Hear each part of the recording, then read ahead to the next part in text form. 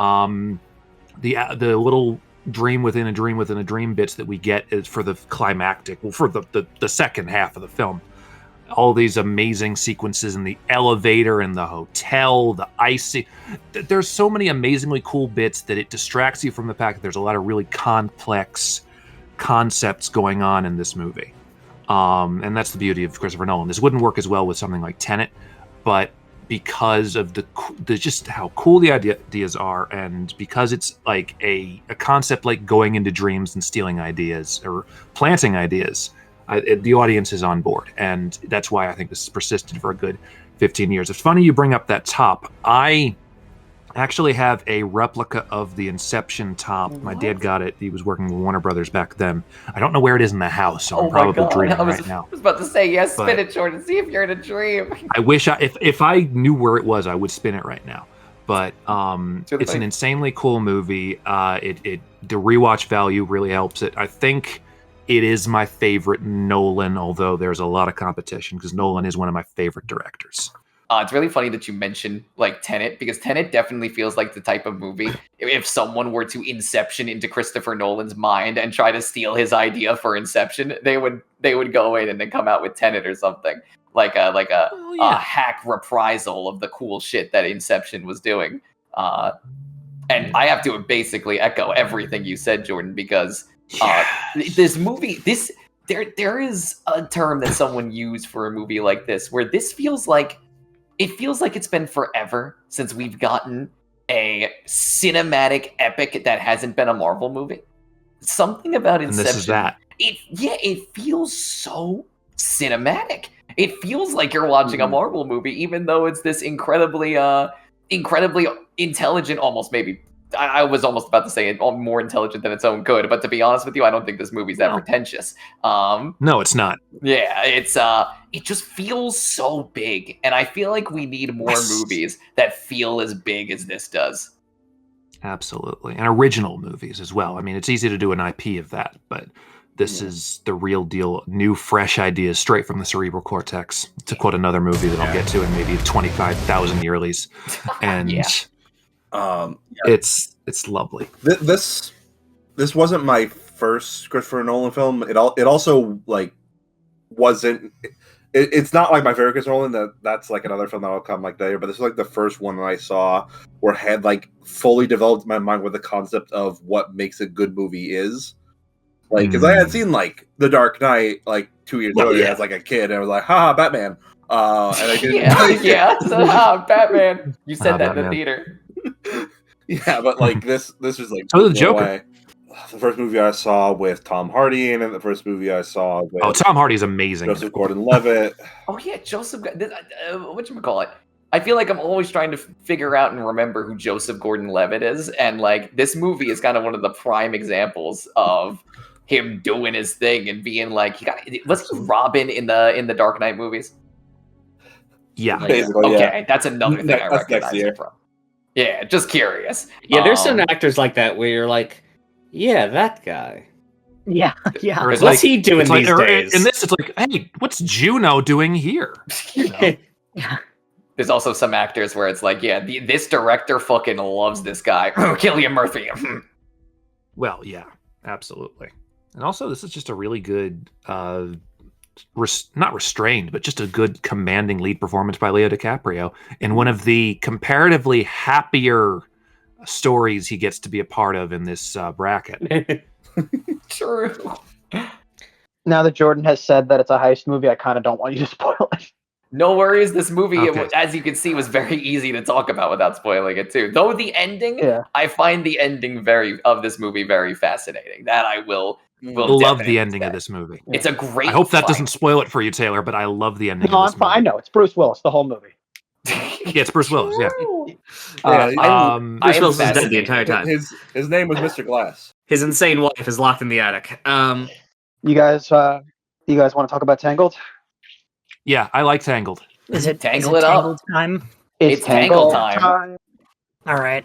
Well, so it's definitely interesting going from Inception to Tangled, but I think Whiplash. Yeah, I do think that there is a lot of merit in this movie. This is the first time that Disney really tried their hand at taking like their iconic style and making it 3D. Sure, we got other 3D Disney movies in the past, like Chicken Little and Meet the Robinsons, and one of those movies is really good, but it didn't really like do the typical Disney thing, right? The thing that you'd expect of like reimagining the fairy tale. Tangled does that, and like while this movie is the beginning of like the quirky princess trope that we start to see a lot in like later Disney movies. I think that the first one that does it the best, because Rapunzel herself is such a likable character. You get her motives like instantly. You understand exactly who she is, exactly what she wants and why she wants it. You can't help but feel bad for her for the situation that she's in. And something that like I don't see many people talk about, I think that this is perhaps the best Disney romance we've ever gotten. True. I think it's a pretty good one. I think that there, like, you can make the case for stuff like Beauty and the Beast or whatever, like Aladdin or whatever, but I really, really love the relationship that grows between Rapunzel and Flynn Rider in this movie, because they do like the trope of like, oh, you know, we're just here because it's convenient for each other, to like actually starting to grow and like each other when they find out more about one another. It's really well done. But Absolutely. that isn't even to mention like the first of all, I was talking about the animation a little bit before. The animation in this movie holds up surprisingly, like really, really well. And like, I know it's like 2010, so it wasn't that far away. But when you like have to think about how much they had to sink money into to render every like follicle of Rapunzel's like 20-mile long hair, it's pretty impressive. And the fact that they managed to make it look so good is I think deserves to be spoken about. But the thing that I really like about this movie, the thing that I think I don't hear a lot of people talk about either, is the main villain, Mother Gothel. I think that she's like Excellent villain. she's excellent. Yeah, she does a really good job of Stockholming Rapunzel into believing that she needs to stay in the tower, and like not for any selfish reason, but because like it's for her own good. It's done really well, and like you get the sense of anxiety that Rapunzel has, you know? Very passive aggressive villain. Yeah, exactly. Yeah. And that's what makes her so good. But yeah. Let's do a classic villain than a lot of the twist villains. I was gonna say Exactly, yeah. It's pretty nice that we just know who the villain is and don't. Yeah. Also, she has Yeah. a fun, like, Heartless form of Kingdom Hearts 3. Oh yeah, sure. Yeah. But like, I was gonna say really quick, the thing that I like about her is that like she is a twist villain to the characters, but like it's very obvious to the audience that she is the villain, and I think that they do that really well. You know, like that's how they should be doing twist villains if they want to do them. Anyway, sorry, go ahead. I agree.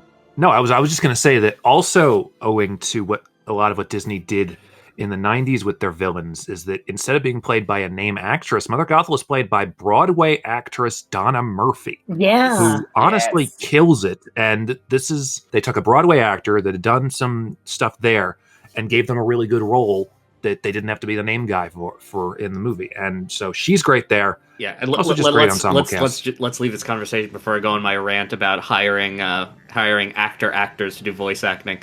Yes. Look, it's a rant worth having sometimes. I'll tell you that much. Yeah, maybe not so much. It's Mick Donna vote. Play Mick In Donna. fact, McDonald, and I wanna have fun. it's actually funny you say that because I might bring that up in a later entry, but I digress. I was just gonna say, this is also the only good Zachary Levi performance. No, that's not true. To me, it is. I like to the me, first it is. Shazam. You're talking to the biggest Shazam fans in the world, me and Graham, and only me and Graham. Yeah. Yeah, we have to watch our tone. Okay, my mistake. I'm so sorry. He's okay as Arcade Gannon in Fallout New Vegas. I sense some wrapping up here, so shall we get to the Yeah. vote? I think that's a good idea. All right. Well, you'll be happy to know that I came up with a voting order weeks in advance. I had prepared it. The night of the year where we had this planned, and then it got canceled. I'm like, well, what the fuck am I supposed to do with this? But Clanky, you'll be happy to know that it starts with you. Oh, One that makes me thing, happy. I don't know why. It doesn't even matter how hard you. I'm going last again. Keep that in mind as I do time. All I know. Time is a valuable thing. Watch by it the fly way- by. It's the pinch. Man, Tangled's got such a rough placement in this bracket because, like, Yeah. when it loses here, it's going to lose to Black Swan or The Social Network, which is up next. So, like, it's awful. I really am upset with where Tangled is placed here, but it is what it is. I'm voting for it. I'm voting for it, and I'm leaving it at that. Got zimmed. It did get zimmed. It got zimmed, man. Yeah, it's okay. Oh, man. I would call Jordan's name next, but Jordan doesn't go next. It's Christian. Yes! Really?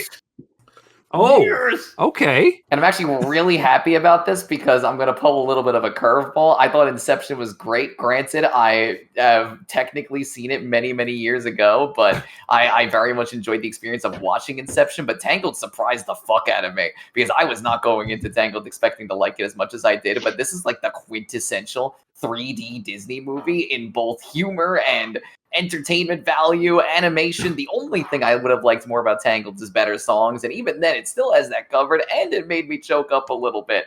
The relationship between Flynn Rider and Mrs. Tangled is so genuine. Rapunzel? It's so Dude. genuine. Guys, let him have Is this. there a Mrs. Tangled? It's so genuine between Flynn Rider and Rapunzel that it really does stick out. It's probably my personal favorite Disney romance as well. I might like this movie more than Moana. If it had better songs, I think I would more confidently say that. I am voting for Tangled over Inception. And the songs are good. Let's make it clear. The songs are very good. They are. They're very good. The song in the bar is particularly, I mean, like, obviously great. Doesn't that one start with Oh, I love that one. It does, yeah. Hit it, Joe. Oh, no. I don't have the soundboard on me, so I can't play it at the moment. It's okay. I'll do it's it okay. for you. Da-da-da-da-da-da. I mean, you could just Yeah, click a things like button, that. but I do get the home cooked Clanky this way. All right, so that's a vote for Tangled. That's 2 votes for Tangled. Jordan, it's still not you. Graham. Oh, thank you. Yeah, unfortunately, only one of these movies has one of the last performances by the late great Pete Postlethwaite. Yes. So I've got to give it to Inception. And he's great in here, too. Mm-hmm. He's like, it's in for like 5 seconds, but it's some of the best like 5 seconds of any movie. But you remember those 5 seconds. Mhm. Hey, Jordan. It actually Mick. is. I wanted to keep you on your toes. You're going fourth. And it's not because I totally didn't just change you from going last because I wanted to make this bit work. You're going fourth now. I changed the canon. I rewrote the canon. See, it's all about subversion. All right. Yeah, like Clanky said, I wish that Tangled didn't get placed here because I actually really do like Tangled. I'm Clankled. I really do like Tangled. Tangled. Clanky. It's just like Rapunzel, but it's just like she has like a bunch of intertwined clankies like for her hair. What is this cosmic horror? Do they feel pain? Directed by Rose Only Glass. one of them feels pain. This is my impression Yeah. of Clanky's impression of Flynn Rider. Hello, my name is Flynn Rider. Yeah. Yeah, dude, that was pretty good. I'm stressing that I enjoy Tangled because I don't think I'm going to be voting for it. Depends on what wins next round. But I am going to vote for Inception because I absolutely adore that movie. But I do really like Tangled, and I wanted it to do better in this. See, Mick, aren't you happy you're going last? Now you get to break the tie. I'm voting for Inception. That was really hard. Just kind of hoping for a Tangled upset. Just kind of hoping. I mean, it's Inception. I do want you guys to know if I was voting, I would have voted for Tangled. Yeah. All right, mark it down, George. This is- Change the vote. You've seen Tangled, and you haven't seen Inception, so That's true. That's But not surprising. I had the choice to see Inception, and I didn't take it. That was before you knew it was a heist movie, though. That was before I knew it was Bruce Yeah. Willis, the whole movie. He's the only actor. Don't spoil Red as well. My favorite, It's Always Sunny. But man, M. Night Shyamalan's this guy who just writes crazy twists in his movie. So Inception, right? That's Bruce Willis. The whole movie. Oh, Charlie, that's not the twist. Is that not the twist? There were a lot of twists. It was hard to keep up. Okay, well, with that, we are on to round 2. And to explain what the round is, I have to pull up the bracket because I didn't have it open for a minute. But you'd think Dun, dun, dun, dun, dun. you'd think that there's only there's only one movie about birds coming up, but there's actually two. Oh shit! Yeah. Black Swan, which was, I'm not looking, but was probably a Christian pick. How'd you know? Hang on, I thought there was only one Birds movie on the list. Checks notes. And The Social Network, which is a Jordan pick and is one of the only movies that I watched for this bracket. But it might be are irrelevant in this scenario because one of you all is going to go first. So who's it going to be?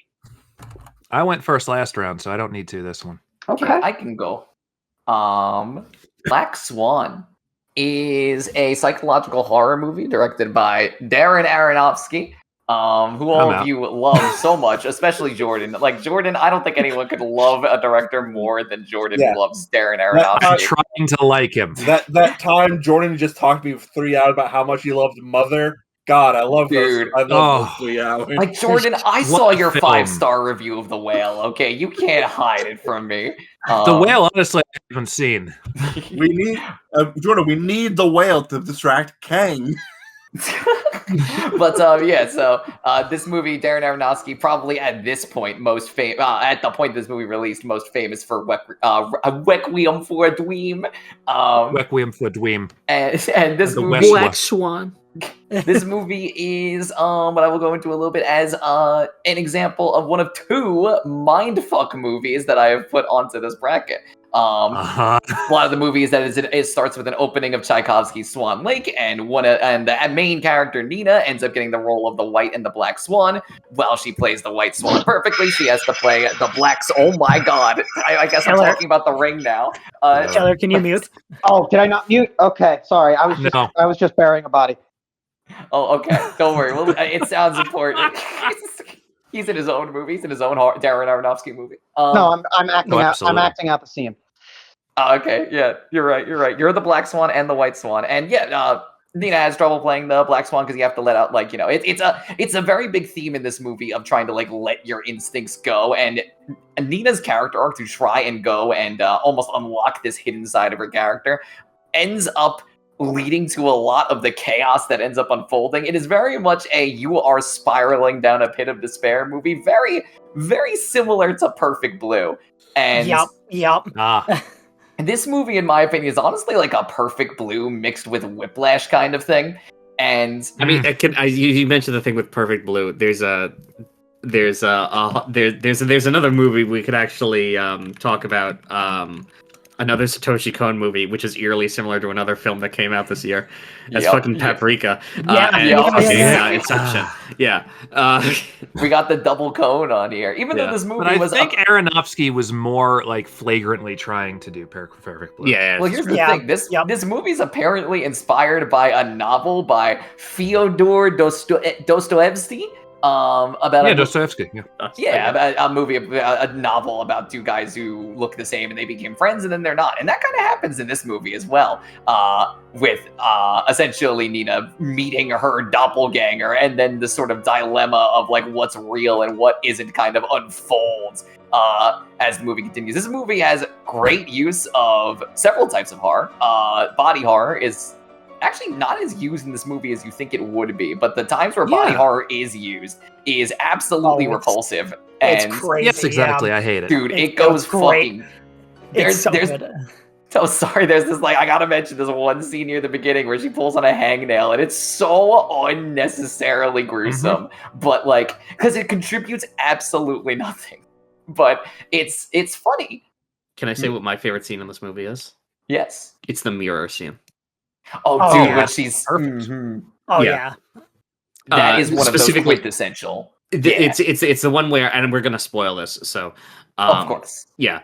It's the one where she suddenly sees one of her many reflections scratching itself, and then she turns to look and then it turns to look behind her, and she turns to look, and then it disappears and it's back to normal. That's such a great shot. I mean, this movie is for a movie about ballet dancing, they really go crazy on the cinematography. That shot that you mentioned, Mick, it's like a pinnacle of kind of a horror shots. It's so good.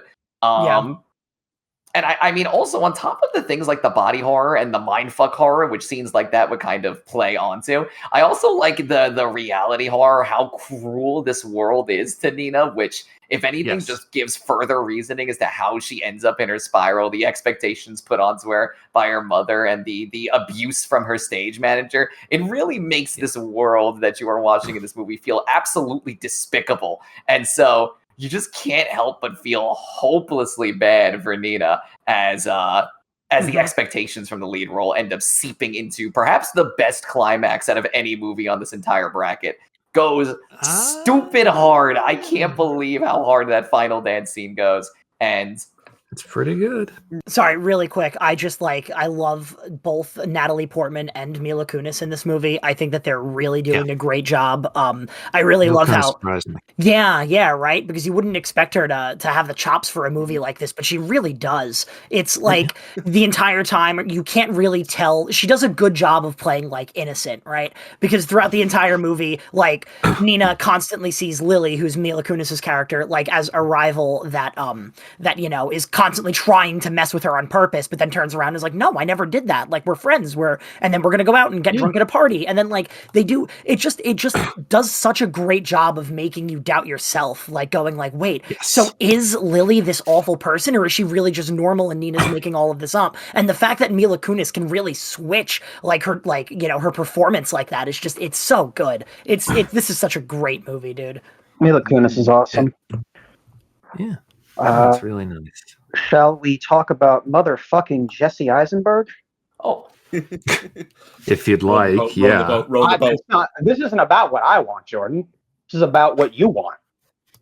It kind of is, because I wanted this on here because it's funny because I don't often think of this as one of my favorite movies, and then I watch it and I'm like, well, this is one of the greatest movies ever made. This is just people that are at the top of their game that you wouldn't expect to line up at the same point. Like, this might be one of the best David Fincher films. This might be Aaron Sorkin's best script. This might be Jesse Eisenberg's best performance. Andrew Garfield's best performance. Mm-hmm. This might be Trent Reznor's best score.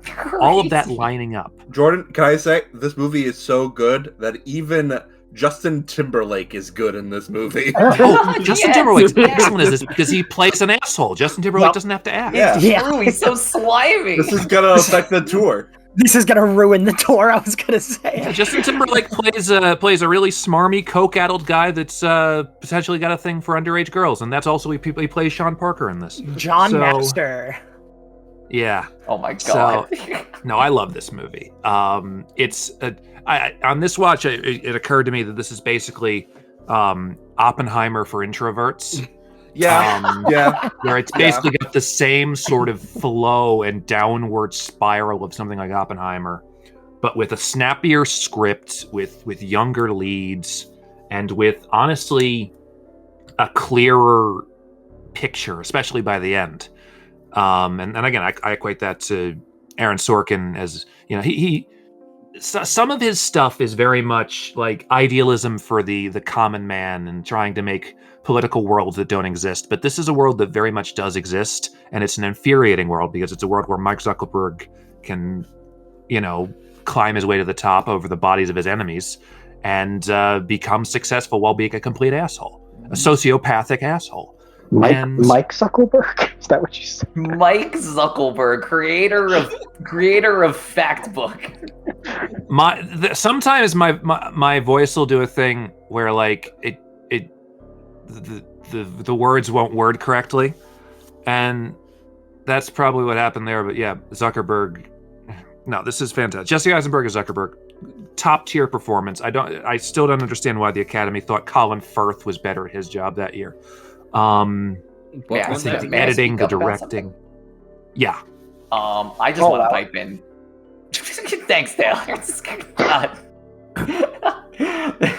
But I gotta say, I think my favorite thing about this movie, and what's important to me, is that this movie has one of the best supporting performances by our favorite actor, Andrew Garfield. He's so good in this. This movie may have cemented Andrew Garfield as my personal favorite actor, overtaking J.K. Simmons after like 15 years of having him as my favorite. He's so It also has 2 cannibals in this movie. Yeah, how did they get 2 of them? Yes, Dude, I don't know how. 2 of me. I don't know how Army Hammer gives one of the funniest performances in the world in this movie, but he's it's so really good. in this. I'm 6'4", 220 pounds, and there's 2 of me. It makes the scenes with him and Max Minghella just like, even if you don't want them to succeed, it makes them, they're like fun Shakespearean side characters. Yeah, where you know they're gonna lose. We're men of But Harvard. like, it's just really fun to watch their opulence. I love the scene where they go to the headmaster and they're like about that, like, yeah, we're gonna that scene so much. Yeah, where they're like, the headmaster was just like this, like, I'm done with this job. Fucking, she was just like, yeah, get the fuck out of here, you nepo It's baby. the joy of the Aaron Sorkin writing, because he just has so many. It just the lines that soar out of that headmaster, and well delivered as well. Yeah. Like that scene, the scene with Justin Timberlake and Dakota Johnson. A lot of obviously the monologue that Andrew Garfield has late in the film. There's a lot of amazing scenes and setups in this, and the script is strong enough that it all works. And how do I best put this? Because not to put you on the spot, Taylor, but your initial point was that you didn't see the point of this one. What I right? said of are we bringing me into this? Welcome to the game. I want to, as a good contrast, I want to bring this up. Okay, well, I'll say it then. First of all, I think this movie is fantastic. What I said to Jordan was, so is this just a movie about a guy being an asshole for an hour and a half? And he's like, yeah, pretty much. It is. That's the point of the film. And that's fine. It's a good movie. I kept like waiting for something. You know, like I kept waiting for the shoe to drop. I already knew he was getting sued the whole movie. I already knew the Winklebosses were getting fucked over. The Winklebosses were barely in the movie, in my opinion. They were just like, we should sue. Are we going to sue? Yeah, we should sue. Let's sue. Their performance is so good that you think they're in more of the movie. Or not performance, just lines. They're so fucking funny. I think the movie is great. I just I feel like I was waiting for more. Okay. And that's fair. I honestly think that, you know, it's a fine enough film if it's just about the downward spiral of everyone around Zuckerberg as he ascends to his billions. And it's about how, you know, it very much is relevant now in that it's about how somebody can make that many decisions and not be touched by consequences after a certain point. And I like it as more of like the story of the film that is telling, even if it's not really like exactly biographical, as it didn't really happen. But like, I love how the film ends with him looking up the Facebook profile of like the girl from the beginning, like showing that he hasn't really moved on. He's still that same guy who's like, I'm gonna make a website. He's won, but he's lost. So the term anti-hero gets thrown around a lot, and it usually just means, you know, a character who is does evil for good reasons or whatever. This movie is much closer to like a classical idea of an anti-hero as someone who doesn't change. He goes through no character development. He's exactly the same person. Fuck. Yeah, you might. Yeah. I killed a lot of people today. Good luck with your scuba diving. You're doing a great job, Taylor. Congratulations. We'll go for more next time. Shall we proceed? Sure. Okay. So, Clanky, you're still first. Oh joy. Well, yeah, both of these movies are incredible, and that's the problem, isn't it? But at the end of the day, Black Swan is really just more up my alley. I really love everything that Black Swan has offering, and as we've talked about, like, you know, it has a lot of parallels to Perfect Blue, and I love Perfect Blue, so of course I'm gonna love this movie. All right, Christian, you're still second. And what's on third? Oh, whatever. No, it's I don't know is on third. Whatever. I feel like every round. I feel like every round I'm going to be talking about something that surprised me about some of these movies. I'm surprised how close this was for me, considering that I put Black Swan on the bracket and not The Social Network. But yet somehow The Social Network is so good, and I rewatched the Andrew Garfield scene so many times that it has definitely resonated in my mind. And, you know, if it doesn't win this round, I'm excited to vote for it later. But at the end of the day, I'm kind of with Clanky. Black Swan is kind of more my thing. I'm into the kind of gnarly, psychotic, mindfucky nature that Black Swan brings to the table. I think both movies are really good at keeping me on the edge of my seat, but I'm a fan of terror, and so I must abide by this Black Swan. Hit it, Tchaikovsky. Okay, Graham, please tell me your vote. The Social Network was the movie on this list I was second most looking forward to finally watching. I'm voting for Social Network. Okay, cool. Okay. Jordan, I changed my mind. I didn't like you going fourth, so now Mick is going fourth. Brutal. Come back to me. All right. Okay, thanks. You're going for. So you're not going to like what I'm about to do, because even if, and this is just speaks to the power of the Social Network, I'm voting against the movie that was predominantly shot at my alma mater, at Purchase. That most of Black Swan was shot at Purchase in the dance building. Sick. Oh, I did not know that. Yeah, no, I did. Have you ever been in the dance building? I knew that. I always forget about that. But it's also the fact that I think I was in the dance building once. I mean, yeah, I was very rarely. I've been in there a bunch of times. It was when they were filming Black Swan. Guys, look carefully at the movie. You'll see a surprise Mick cameo. But what's funny He's in is the mirror. I'm like 7 people down in the mirror, you know. What's really funny is that years later, in 2018, they filmed another Natalie Portman movie at Purchase, Vox Lux, in the parking lot of the music building, and also I think some other stuff in dance. So that's 2 that she shot at Purchase.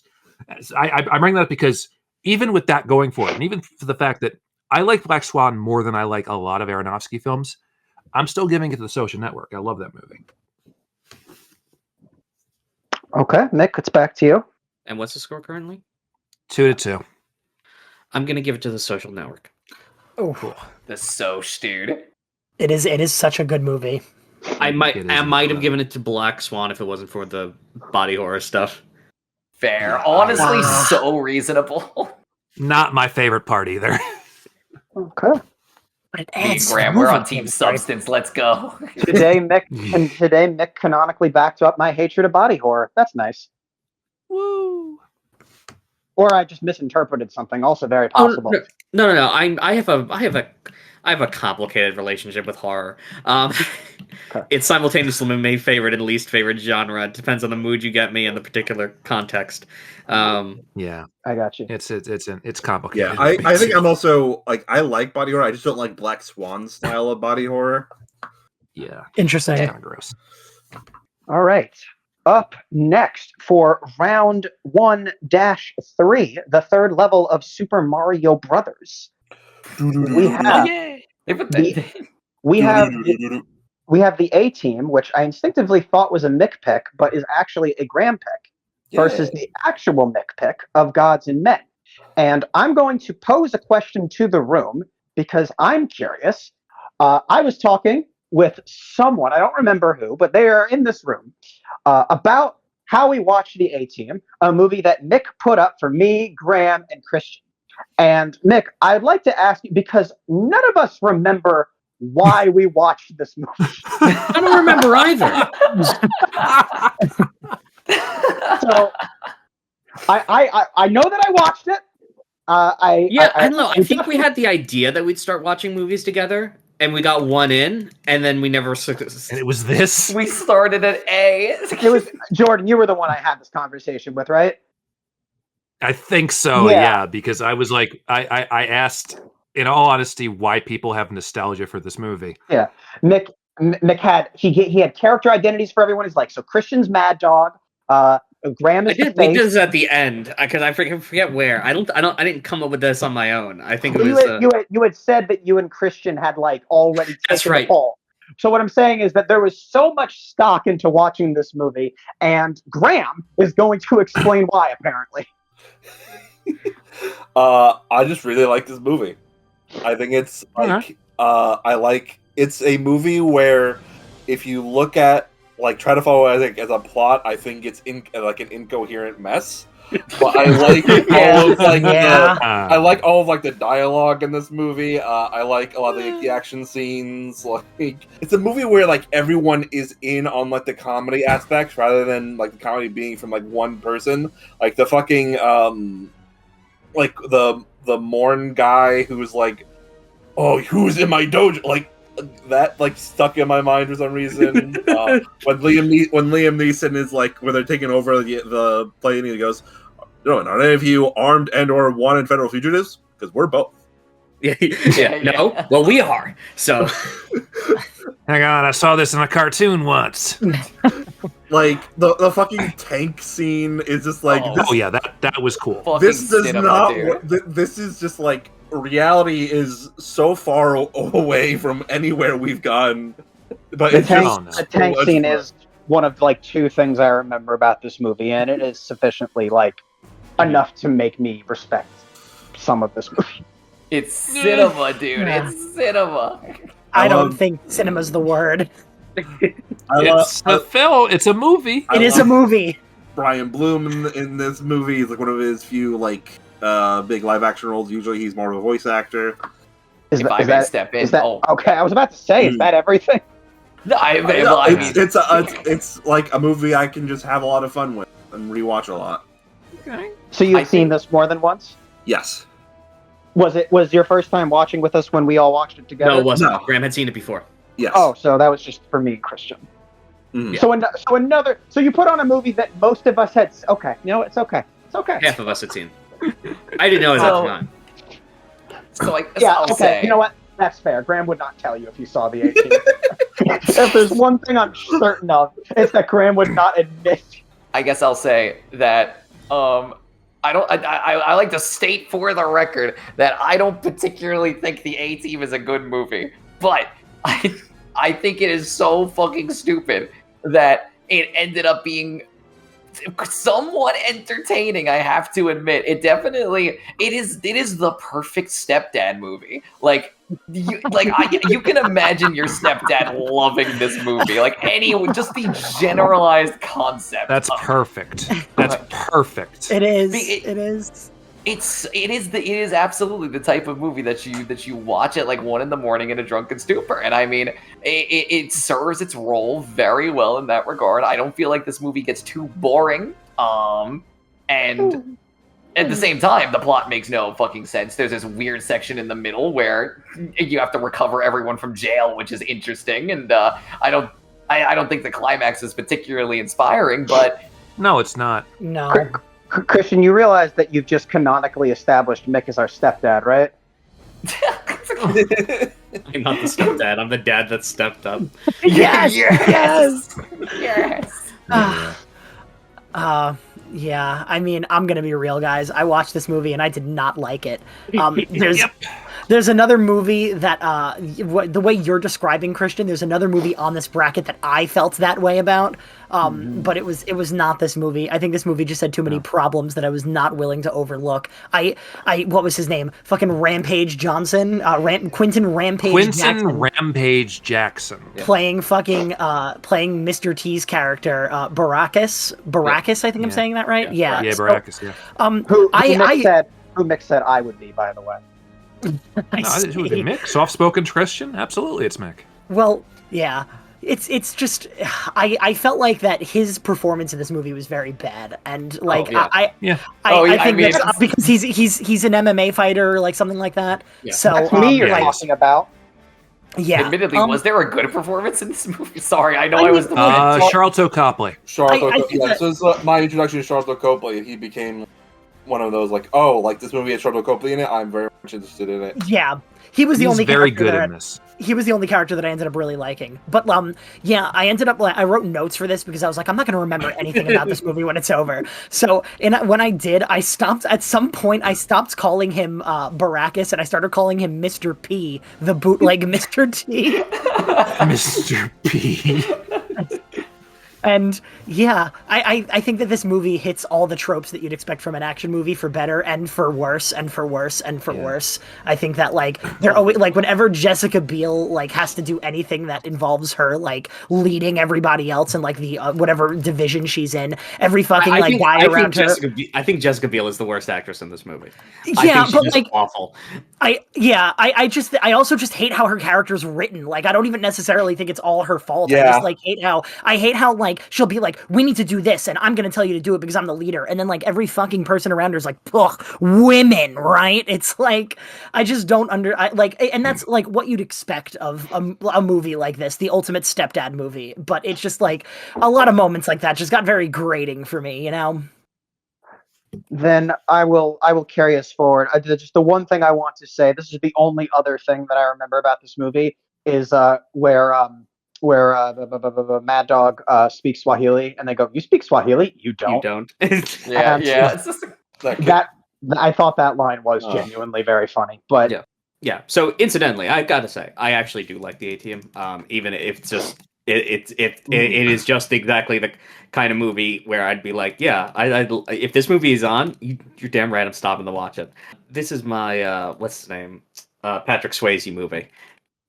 Oh, fair. You know, like if you see a Patrick Swayze movie, if you're flipping through the channels, you see a Patrick Swayze movie, you just gotta stop and watch it. For me, that's the A-Team. The A-Team fits into that Patrick Swayze movie category as well. Son, you gotta watch it. You gotta at least see the tank scene. The other movie is my number one pick, Of Gods and Men. Of Gods and Men is a French drama movie. Yes. This is about the. I'm gonna say this is one of the heavier movies I'll probably winding up putting on the bracket. Probably no more heavy than this at any point. Of Gods and Men is a drama based on the true story of 7 Trappist monks who choose to stay at their monastery rather than flee back to France, as they are threatened by terrorists during the Algerian Civil War. You can tell that this film is not a Hollywood movie. It's not. It's shot almost like a documentary sometimes. It is a very quiet movie. I don't think there's any music. There's only diegetic music. The film does an amazing job of really showing both the personality of each of the monks and their conflict both internally and with each other, without even really having to have that much dialogue. Just showing their interactions with one another. Just like very small. They're able to communicate a lot with a lot of small details. I really like this movie. Did anyone else watch it for this? I did, and I have to echo a lot of what you said, Mick, because I have so much heavy respect for a movie that strips itself down this bare. And I will say sometimes it almost feels a little too bare. That's probably fair. But the thing is, this movie, as in terms of the goal that it gets to set out as being this incredibly, powerful drama, I think its presentation mostly aids it. And Mick, you mentioned that this is based off of a true story, real thing that happened. Yeah, I actually looked it up after this movie was over because I was like, "There's no way this is not based off something that actually happened." Yeah. And I looked it up, and was something I find very interesting. And this might only be interesting to people who know the actual event. And I saw when I was looking it up that the massacre of the monks was either perpetuated by the terrorist group or by the Algerian army themselves. There's like a conspiracy going around about who was intentionally responsible. And this movie was released around the time that controversy seemed to have been gaining headway. And I feel like they actually hinted at it a little bit in this movie with the monks' kind of distaste towards the army as well. Yeah, I have looked into it a bit, and obviously we're not here to talk about the actual event. Yeah, anything about that. But all I'll say, it feels like it's like the French Secret Service is like, yeah, it might have been the government. We don't actually know. True. And The Secret Service. Yeah. French Secret Service. Okay. I don't actually know what the French Secret Service is called. It might be the Service Secret, for all we know. Shh, don't talk about this. True. Omelette du fromage, am I right? Oh yeah, but no, I love this. Yeah. I thought there was the tension if you're expecting like a very exciting drama, this is probably not it. Most of it is it's a very slow movie. And actually, funnily enough, we have 2 films that mention Swan Lake. Oh my because God. there's a scene towards the end where the monks all have dinner while they listen to Swan Lake in the background. One of the few scenes that actually has fucking music in this film. That was such a weird scene. It made me feel weird emotions. Oh man. Can I ask a quick question? Yeah, sure. Because I didn't get the chance to see this movie, Yeah, that's and fine. I do apologize, but I do really love a slow burn if it goes somewhere really well. So I wanted to ask you, without spoiling it, do you think that the slow burn is worth it for the ending, or do you think it peaks somewhere in the middle? I think it is, because basically nothing happens until the very end. I see. Okay, all right. And then when it happens, everything happens at once. Okay, that's. I would also say it's not a slow, the real drama begins sort of midway through. A lot of the beginning is showing what the life of the monks is like prior to the Civil War beginning, and just showing them just having a quite nice relationship with the local village, and getting along with them, and how they carry out their daily lives. There's a lot of scenes of just daily life in this movie, which is, again, if this was a Hollywood movie, those scenes would have been cut out. Yeah. Instead, they're front and center. Here's Monk driving tractor. Tractor breaks down. Man, Monk fixes tractor. That's it. Monk That's the driving scene. tractor. But there's a lot of here for, dude. yeah. Excellent. Yeah. Okay. All right. Sounds like that's a good stopping point. Yeah. So then we will go to the voting. And Jordan, I want you to know that you are still going last. Good. Okay. Clanky. Yeah, I'm giving it to Of Gods and Men. That movie sounds really interesting, and I really like the idea of the slow burn, and I did not like the A-Team too much. Sorry. Okay. Jordan, I just want to remind you again, because it's been a while, you are still going last. Christian. Roger. Where do you think he's going to go with this? I mean, I thought the A-Team was fun. I'm not sure if I liked it as much as the A-Team theme song sung by the text-to-speech from Moonbase Alpha, so I'm going to have to give it to Of Gods and Men. No, Of Gods and Men was great. And I will still stick up for the A-Team because I thought it was very stupid. It's a movie where you have to watch with friends like we did. It's not, if you probably, Clay, did you sit down by yourself and watch the A-Team? Yes, I sat in my room by myself. Yeah, that's awful. That's at 3 p.m. on a Thursday, maybe. Yeah. It literally was. Yeah. I got home from work and I'm like, time to watch the A-Team. Yeah. 3 a.m. It'd be worse. At least you're not watching the Monster Hunter movie. Oh no! Hey Mo, Don't it's remind 3 me. a.m. Go watch the A-Team. Go to bed. Okay. Jordan, I want you to know that I fought very hard for you to go in this spot, but my government said no. So, Graham. Government, we're both Actually- American. Actually, I'm going to give my spot to Jordan. I refuse. He can do that. He's host. He's He's host. host. He can do He's that. God in this world. All right, well, bye, everybody. Did he leave? I didn't hear. I don't have the ding sounds on. He No, did. he's still Did you here. hear it? Oh, I I'm heard gonna that. Yeah. All right, I'm gonna clean while Graham does this. I'm willing to play this war. Just say skip me and get what you want, please. Skip me. Give me. I hardly know her. There's a lot of red sauce in this pot, actually. It's not blood. He said skip me. You have to honor the skimmy. He didn't say skip me. He I did. did. I did. I didn't hear it. Do you honor the skip? You don't have to honor the skip, man. Just Yeah, not true. Grams. You don't. Everyone but Grams. Yeah. Okay. Yeah. I'll that's fine. I'm gonna give the A-Team again. It's literally only the dialogue for me that saves this movie. I did it. I beat Graham. I'll let you win. was the real victory. Jordan, you can go fourth. So, full disclosure, because there weren't a lot of movies I didn't get to see, but of Gods and Men I didn't get to see. That being said, the A-Team is dead last in terms of all the ones I did see. Yeah. This is a movie.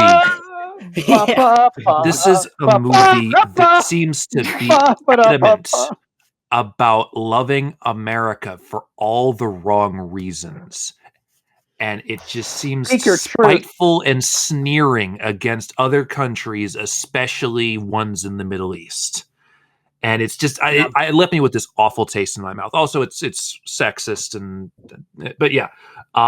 Yeah. I think I'd really like Of Gods and Men. And also, I don't want to vote for the A-Team. So I'm voting for Of Gods and Men. Okay. Nick, there's no one else, so. Yeah, I'm voting for Gods and Men.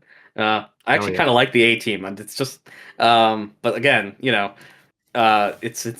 not a good movie. It's not a great movie. That's the thing, right? I don't know if any of us who defended the A-Team said it was a good movie. It's not. I don't know if it's good or bad. I just think it's boring. I guess that's my answer. If you think that's boring, you think that's boring. I don't know what you're going to think about the other movie. Then remember, you think that's boring. Remember when we got to round 4? Actually, I gotta say, if Taylor thinks that the A-Team is boring, I think Of Gods and Men might literally kill him. As you watch man take apart a window that broke and slowly replace the glass. You'll notice that I didn't put my spoiler shields up. I let you say your piece. Yeah, exactly. Mick, every time you describe these monks doing menial tasks, I'm like, oh my god, I'm gonna love this movie. This is what we're here for. Okay. Admittedly, what you described, Nick, a movie where nothing happens, sounds very slice of life, and I do love slice of life. It's like slice of life, except there's a guillotine quite literally hanging over everyone's head at every moment of the film. Slice of monk. Yeah. Kind of like that one anime that starts off as a school slice of life. Well, fuck it, I tried. Round 4 is Shutter Island, which belongs to Chris Chen. I am a Chin. And then we have Tron, Legacy, Graham. And Graham, I want you to know that going forward, if you ask me to come back to you, I will acquiesce. I don't want you to. This is. Well, I'm going to take that as Graham doesn't want to go first. So, Christian, go ahead. Well, you know what? Since it's my decision, Graham hasn't gone first yet. So, wait. No, you just did. The A-Team. Never mind. Okay, fuck you. I'm going first. Who is Graham, really? All right, let me just let me just reset the timer. Nope, that's another lap. And then 3, 2, 1. Let's jam. Okay. That was a good one. Okay, I'm gonna give the premise on this, and then I have an important question. Peter? Shutter Island is a neo-noir psychological thriller directed by everyone's favorite Marty Scorch with a $sign, otherwise known as Martin Scorsese. Martin Scorsese. Martin Squarespacey, the sponsor of today's film. Oh, God. You can make your own websites with Square. This is based off a 2003 novel of the same name by Dennis Lehane. The novel is apparently cited by him as inspired by Invasion of the Body Snatchers, which it's hard to say. The plot of this movie is a U.S. Marshal Deputy Edward Teddy Daniels, played by Leonardo DiCaprio, and his partner Chuck, played by Mark Ruffalo. It is the two called Shutter Island, run by Ben Kingsley and Max von Sydow to investigate, if I pronounce his last name right, to investigate a missing patient. This is another one of those mindfuck movies. But before I get into any of that, this is a twist movie. This is a spoil the shit out of this movie. Who cares? I do. All right, so I'm going to not spoil this movie. But it's really good. Yeah, that's the thing. The thing is, this movie is inherently a twist movie. Obviously, they go over to the titular Shutter Island, which in itself is a mental asylum. And by the way, if we're going based off the book, then this mental asylum is based off a hospital on Long Island. Not our Long Island, but the one in Boston Harbor in Massachusetts. Boston has a Long Island? I know, right? They steal everything great from New York. And Great. Long Island. Everything great. They must have a shitty Billy Joel from there. Hey, Ma, they're making fun of the Red Sox. But yeah, this is Yay. I think the reason why I'm so heavy on the twist of this movie is because this is one of the best examples of foreshadowing I think I've ever seen in a movie so of this type. It is like, I know we talked a little bit. Well, actually, no. This is. I was about to bring up Perfect Blue again in this example, but Perfect Blue is more so of the hints almost confuse you in a way, or are meant to make you feel uneasy. In Shutter Island, they foreshadow the twist of this movie like 3 minutes in, and they really never slow down. There are so many little details in the way that the characters interact, the way that the sets are shown up, the way that the environment is affected, the way that the fucking promotional material is framed. It's all there to foreshadow this twist that, to be completely honest with you, you could probably guess is going to happen before you even watch the movie. And but the foreshadowing is just absolutely brilliant. Not to be outdone by really, really wonderful performances by, of course, Leonardo DiCaprio. Mark Ruffalo's performance as Chuck he feels like such a friend. I love that guy. It's a really good, with multiple watches, you get more shades of him. Mm-hmm. And he's honestly one of the better parts, other than, of course, DiCaprio bringing it, as you might expect. And I also have to give special mention to Ben Kingsley, who I have grown to quite love over the past year. His performance in this movie is both simultaneously refined yet also hilarious in the finals, in like one of the final scenes where he's just... I'm with you. I know the exact one, and he's great in that. I was laughing. It was so funny. It's his bluntness. It's true. It's true. A lot of this movie hinges on Martin Scorsese is himself an incredibly impressive director, and I think a movie like this goes to show how much his visual storytelling really goes a long way. Not to mention the setting of Shutter Island is so wonderfully both decrepit yet also scenic and interesting. And I love, there's also a lot of dream sequences in this movie, and that's where another huge element of the mindfuckiness comes in, where you can't really tell what is dream and what is reality. And if you love that in movies, then you're going to love this. And I want to talk more about the ending, but I am not going to. And instead, I'm going to say that there is a line at the very end of this movie that really changes your context of Leo DiCaprio's character. And it was not in the book. Most of this movie is based off of the book. That final line was a Marty Scorch original, or the writer original, I guess. It closes in on some ambiguity, and it basically it lets you know, in a sense, what's gonna happen. And I think I like where it leaves us. I think in speaking in code, I think we're talking about the same thing. Yeah. And it's a brilliantly poignant, this is why Scorsese is the best. This is why it just all comes together, and it's just wonderfully shot and wonderfully laid about, and just he can do the more abrasive genre stuff. He could do the more psychological stuff if he wants to. He doesn't do it often, but this is a really good example of him doing that and being excellent at it. And I love this one. He is definitely dipping out of it. This is I feel like this is an unused genre by Marty Scorch, and he kind of hits it out of the park on his first try, and hits it out of the park. It's in Boston, remember? That accent's not going to get till round 8. But I think there's a ton of redeeming value. I think I'm actually very glad that I asked beforehand, because for those of you who have not seen it, you should absolutely watch this, and then watch the videos that reveal all of the foreshadowing hints on YouTube afterwards, which range from 15 to 30 minutes long because of how much shit foreshadows in this movie. Yeah, this is another one that really has a lot of great rewatch value, and there's more stuff that you see that you respect once you know what it's leading towards. So no, I have a lot of respect for this movie. I loved it. Okay, then let's leave it there and go on to the other movie.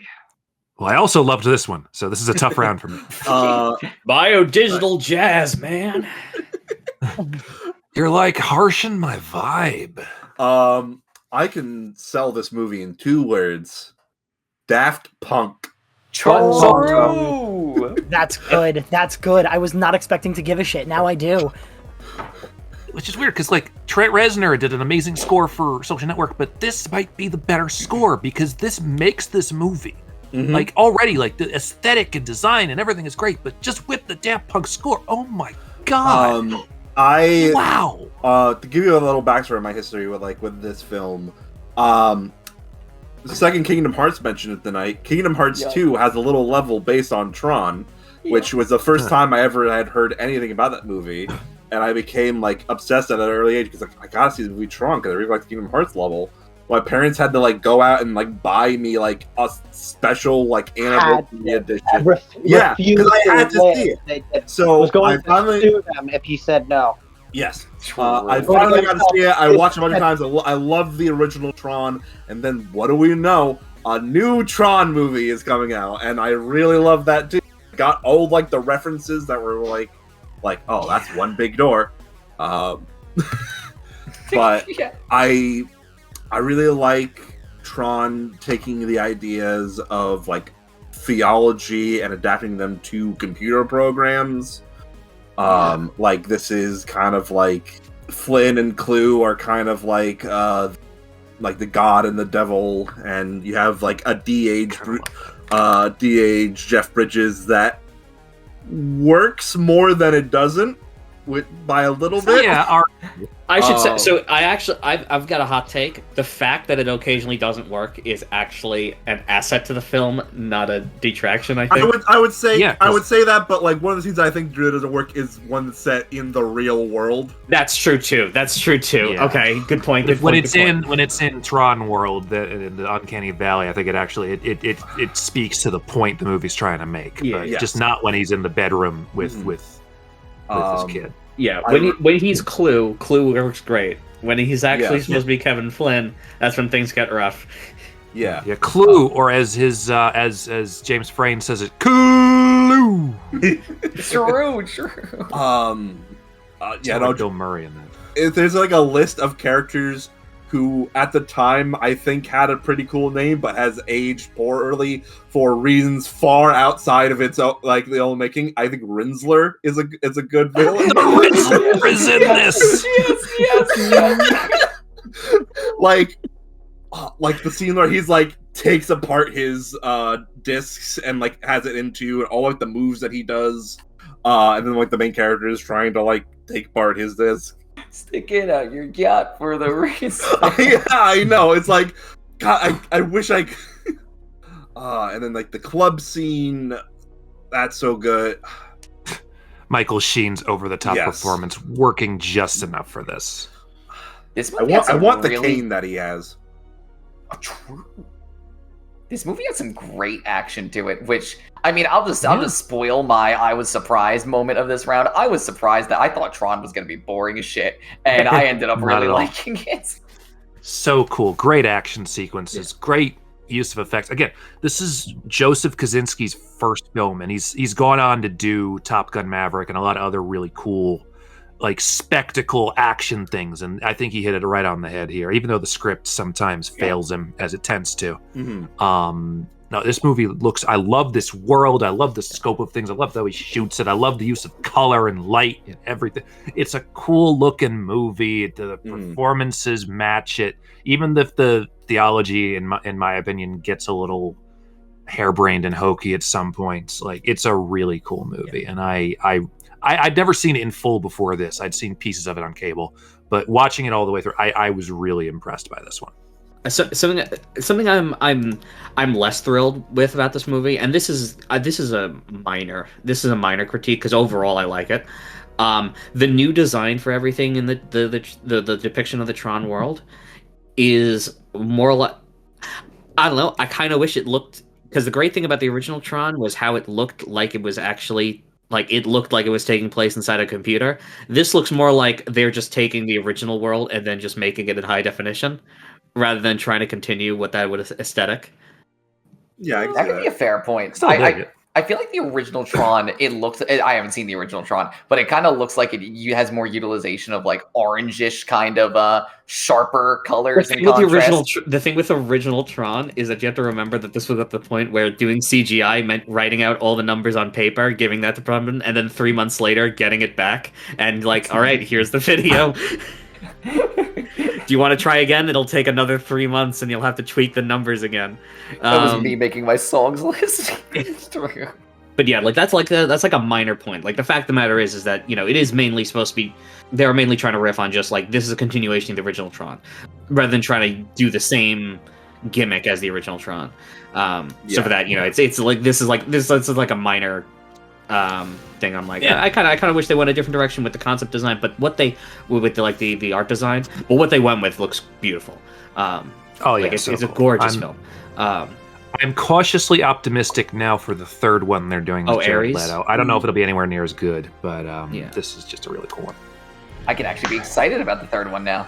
Well, I mean, you already said one phrase that makes I think all of us Jared Leto. Oh, never mind. He has been in good movies before. He was in Blade Runner 2049. Yes, but in a limited role. Yeah, he was in American Psycho for like 3 minutes. Yes, but in a limited role. Man. Yeah, so you gotta know how to use them. But yeah, he was in Suicide Squad in a limited role. If I let you guys talk about Jared Leto, we'll be here all night. So yeah, we should probably. He was in 30 Seconds to Mars. Yeah, that's why I hate him. That's why you hate him. Yes, that and no other reasons. Let's vote, Clanky. Vote. So there are a few other movies I haven't seen on this bracket, and these are the two. So it's fun that they both got here together. I'm sorry. I wish I could have gotten to both of them, but no, it's okay. We're not required to watch all the movies. No, I understand that, but I do want to watch these movies. I don't want to make it seem like I'm not doing it because, whatever. Anyway, I think in general, I was not very interested to watch Tron, but from the way you guys have been talking about it, it does actually seem like something I'd be interested in watching. So it's a badass fucking movie. I'm excited to give it a try. But I still think at the end of the day, even after I watch both of them, I will end up liking Shutter Island more. So I'm voting for that one. Yeah. All right. Here comes the Christian Chin. That's me. That was really good. Oh damn! It was. Yes. Look, I surprise, surprise. I ended up really liking Tron Legacy, but needless to say, Shutter Island is more my thing, almost assuredly. I think it's one of those movies that's like a mindfuck movie, yet at the end of the day, understanding the movie is not terribly complex. And I think that's also a nice asset. It could be really easy to make really complicated movies that feel super pretentious. But Shutter Island is a mindfuck movie for the common man. And as such, I have to vote for it. Yeah. All right. Mindfucks for everyone. This is true. Next up is Graham, who threatened emancipation to get one of these movies on here. Yeah. Mm-hmm. Grahamcipation. Grahamcipation, huh? The important thing about Shutter Island is I haven't seen it, but I know what the twist is, so I'm sad I'll never get to know what watching it for the first time, not knowing like what the twist is. I knew what the twist was going into, so I kind of get it. Yeah. But Tron Legacy is like a sequel to like a film that I really loved as a kid. And I've kind of like loved it, and I was really hoping we'd get like a sequel with someone else about something else. But I'm gonna vote for Tron Legacy.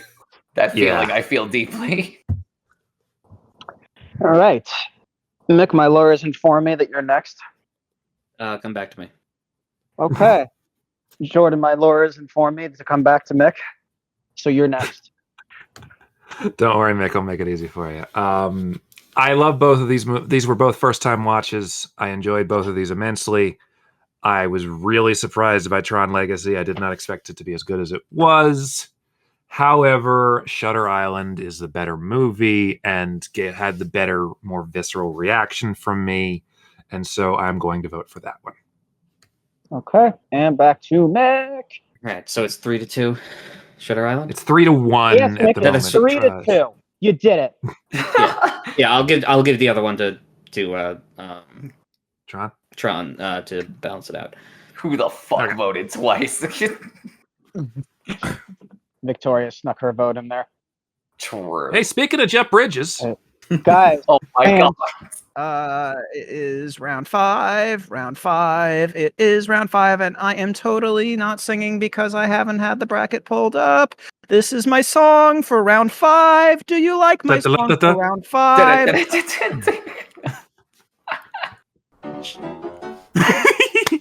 this is such a fun bit. The round 5 song hits so fucking hard, dude. Okay, that was the round 5 song. Thank you for putting up with the round 5 song. The round 5 song isn't quite over yet as I pull up who invested what in what movies. This is still part of the round 5 song. Don't be swayed by the fact that I'm not singing anymore. It's still very much the round 5 song. Up next is True Grit, which is a Mick pick. Okay, I was going to lose my mind if I didn't figure out that that was a Mick pick because saying who the picks is so fucking important. Anyways, the It is! pick. Yeah, one of you is going to go first. Would you like to go first, Mick, or would I? I can go first. You can go first. Anyone can go first. I'll tell you what. Why don't you go first? Okay, that works. All right, Mick's going to go first. This is me, my Oprah impression. 3, 2, 1. So, True Grit is a Western adaptation of the 1968 Charles Portis novel True Grit, which had been previously adapted into a movie, starring John Wayne and John Wayne, Kim Darby, and Glenn Campbell. This is not a remake of that movie; it is another adaptation of the same source material. I just need to get that on the table. It's not a remake. It's another adaptation. Anyway, so this movie, as someone alluded to, also stars Jeff Bridges, alongside Haley Steinfeld, Matt Damon, and Josh Brolin. The premise of the original book and the movie is a 14-year-old girl named Maddie Ross, played by, well, you can probably, through process of elimination, figure out who plays her. Yeah. Matt Damon, career-defining role. Yeah. Her father is murdered by an outlaw named Tom Chaney, played by Josh Brolin, and so she goes out to hire an alcoholic, trigger-happy sheriff by the name of Rooster Cogburn, played by Jeff Bridges. Top 10 best names ever. Yeah. Yeah. And they're also joined by a Texas Ranger named LaBeouf, played by Matt Damon. He doesn't beef. LaBeef, that's it. Yeah, that's it. Sorry, it's been a while since I've seen the movie. I don't believe Jeff Bridges, though. I don't believe it's pronounced LaBeef. Oh, it so is. I thought it was LaBeouf when I saw it. But yeah, this is a Coen Brothers movie written and directed by the Joel and Ethan Coen, and as such, it has the particular je ne sais quoi that a Coen Brothers movie has. For example, my favorite character, the dentist who wears a bear costume. I knew you were going to say that, Mick. I knew you were going to say that. Played by Haley Joel Osment. Controversial. No, in all seriousness, played by Ed Corbin. It's a very gritty Western movie with that Coen Brothers style of comedic, but also super dark at the same time. Often ironic, ironically comedic, with a particularly somewhat dark ending. That is good though, accurate to the original novel, but very different from the John Wayne adaptation. But I like it. I think there's so much I could say about this movie, like going into like weirdly complicated details about like some of the song choices and how they relate to things in the movie. That's going way too deep on a lot of things. Point being, it's if you want to see Jeff Bridges play a U.S. Marshal who is incredibly drunk and likes shooting people. Like, if that sounds fun, then this movie is for you. I gotta say, he should have won the Oscar for this and not the other one. Yeah, this is such a. He's so good. Yeah, he's great. Everyone. Haley Steinfeld is as well. Yeah, like, she's wonderful. I would say that Haley Steinfeld, considering she was, like 14. Yeah, actually 14. When playing a 14-year-old girl, she is this is probably one of the best child actor performances in any movie ever. 100%. 100%. Very impressive.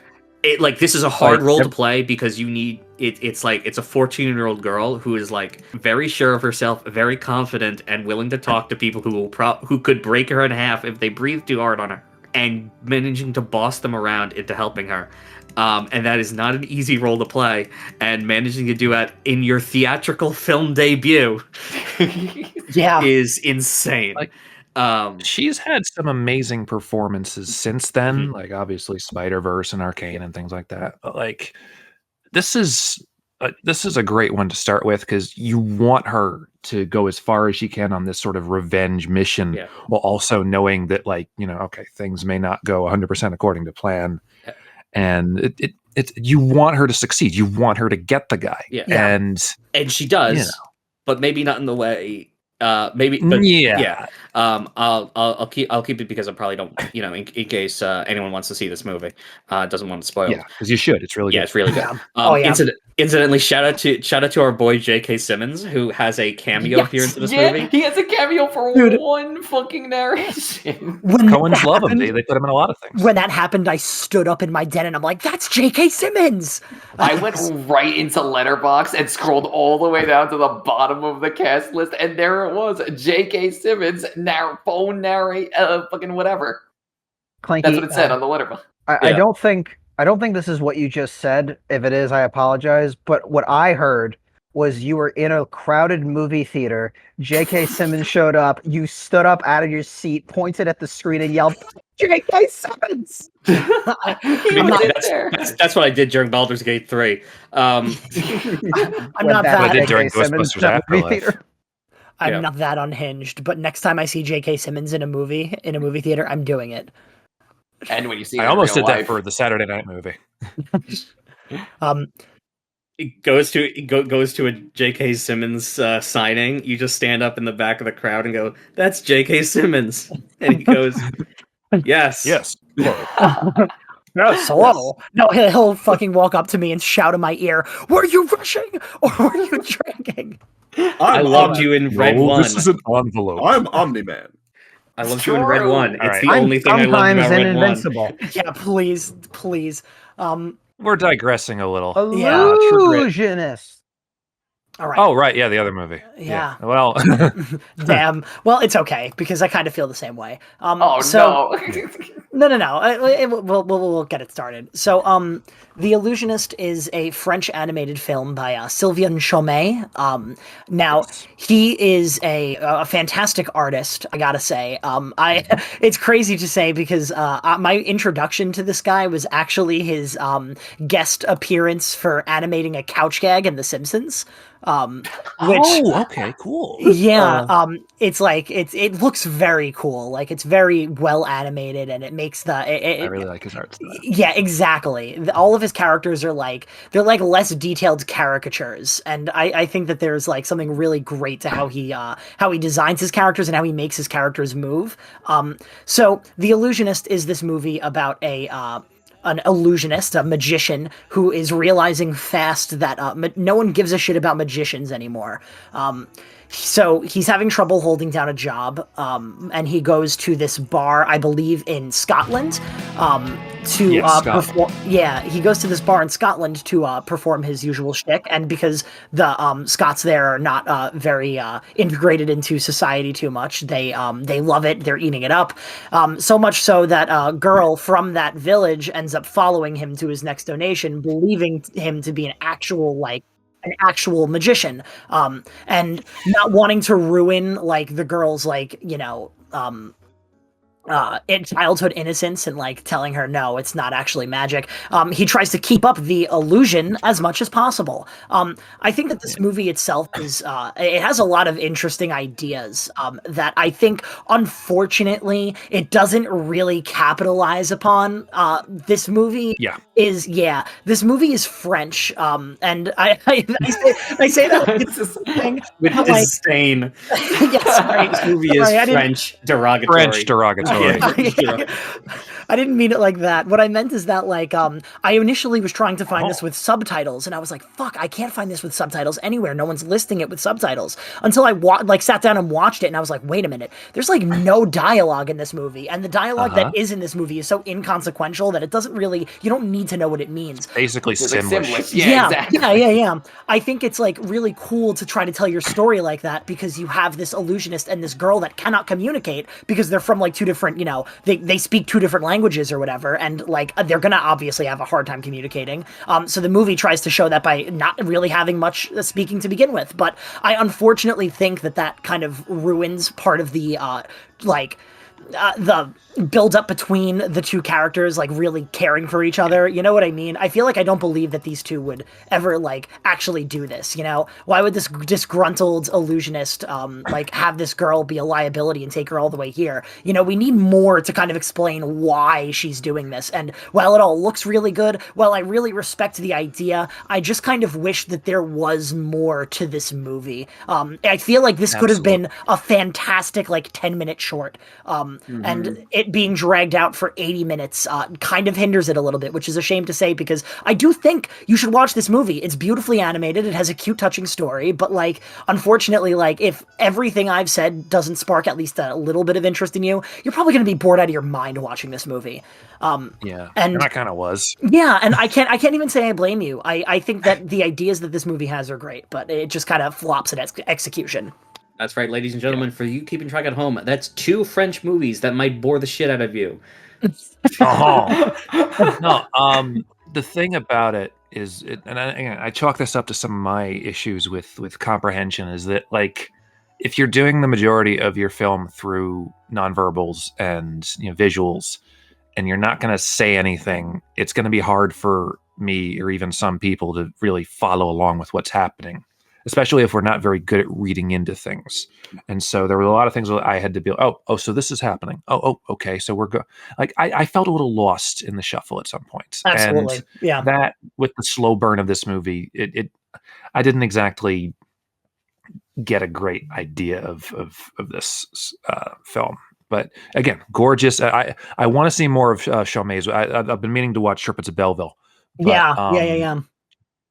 But this is at least, and this is this is a play on Jacques Tati's Monsieur Hulot, that character who I need to see more of the films of.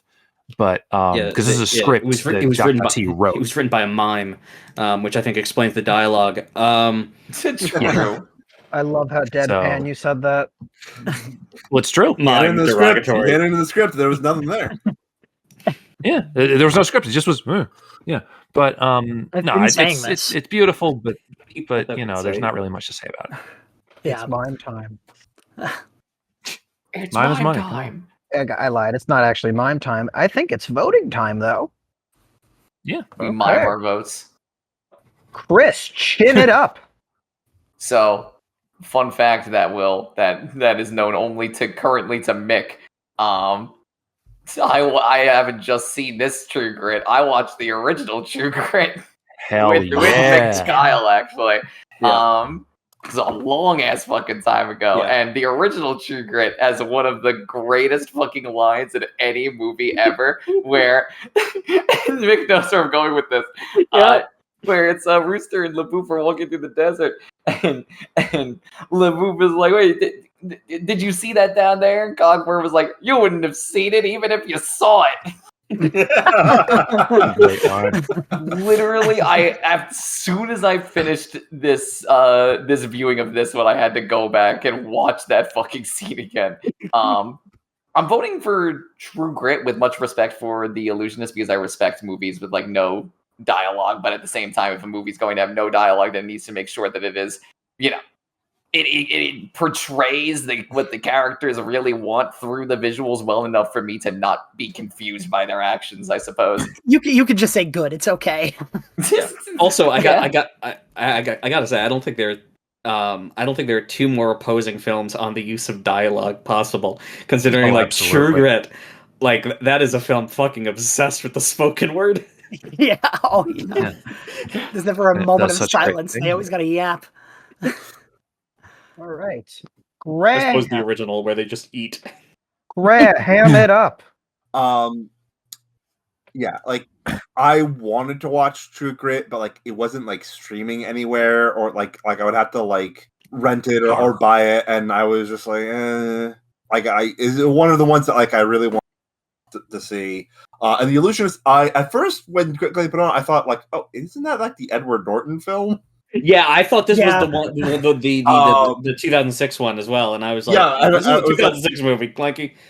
Yeah, no, because I was thinking like I thought that was 2006 because that came out the same year as a similar film that's also my favorite Nolan movie.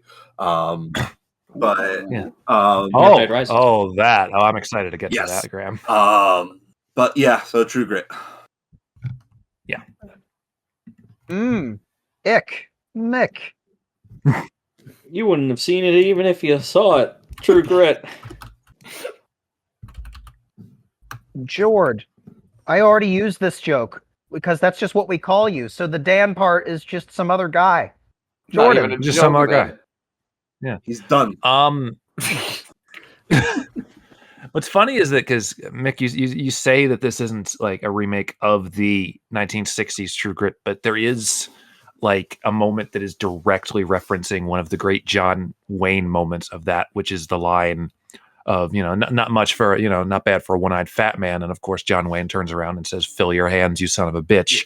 And that is given even more ferocity in this version by Jeff Bridges. He yells it. He with the music swells and he just explodes in anger, yelling, "Fill your hands, you son of a bitch." Yeah. And it actually worked. I mean, obviously the first one is more iconic, but it works in this one. Yeah, no, this isn't. Yeah, I would say this isn't an adaptation of the first one, but it is certainly in dialogue with the first one.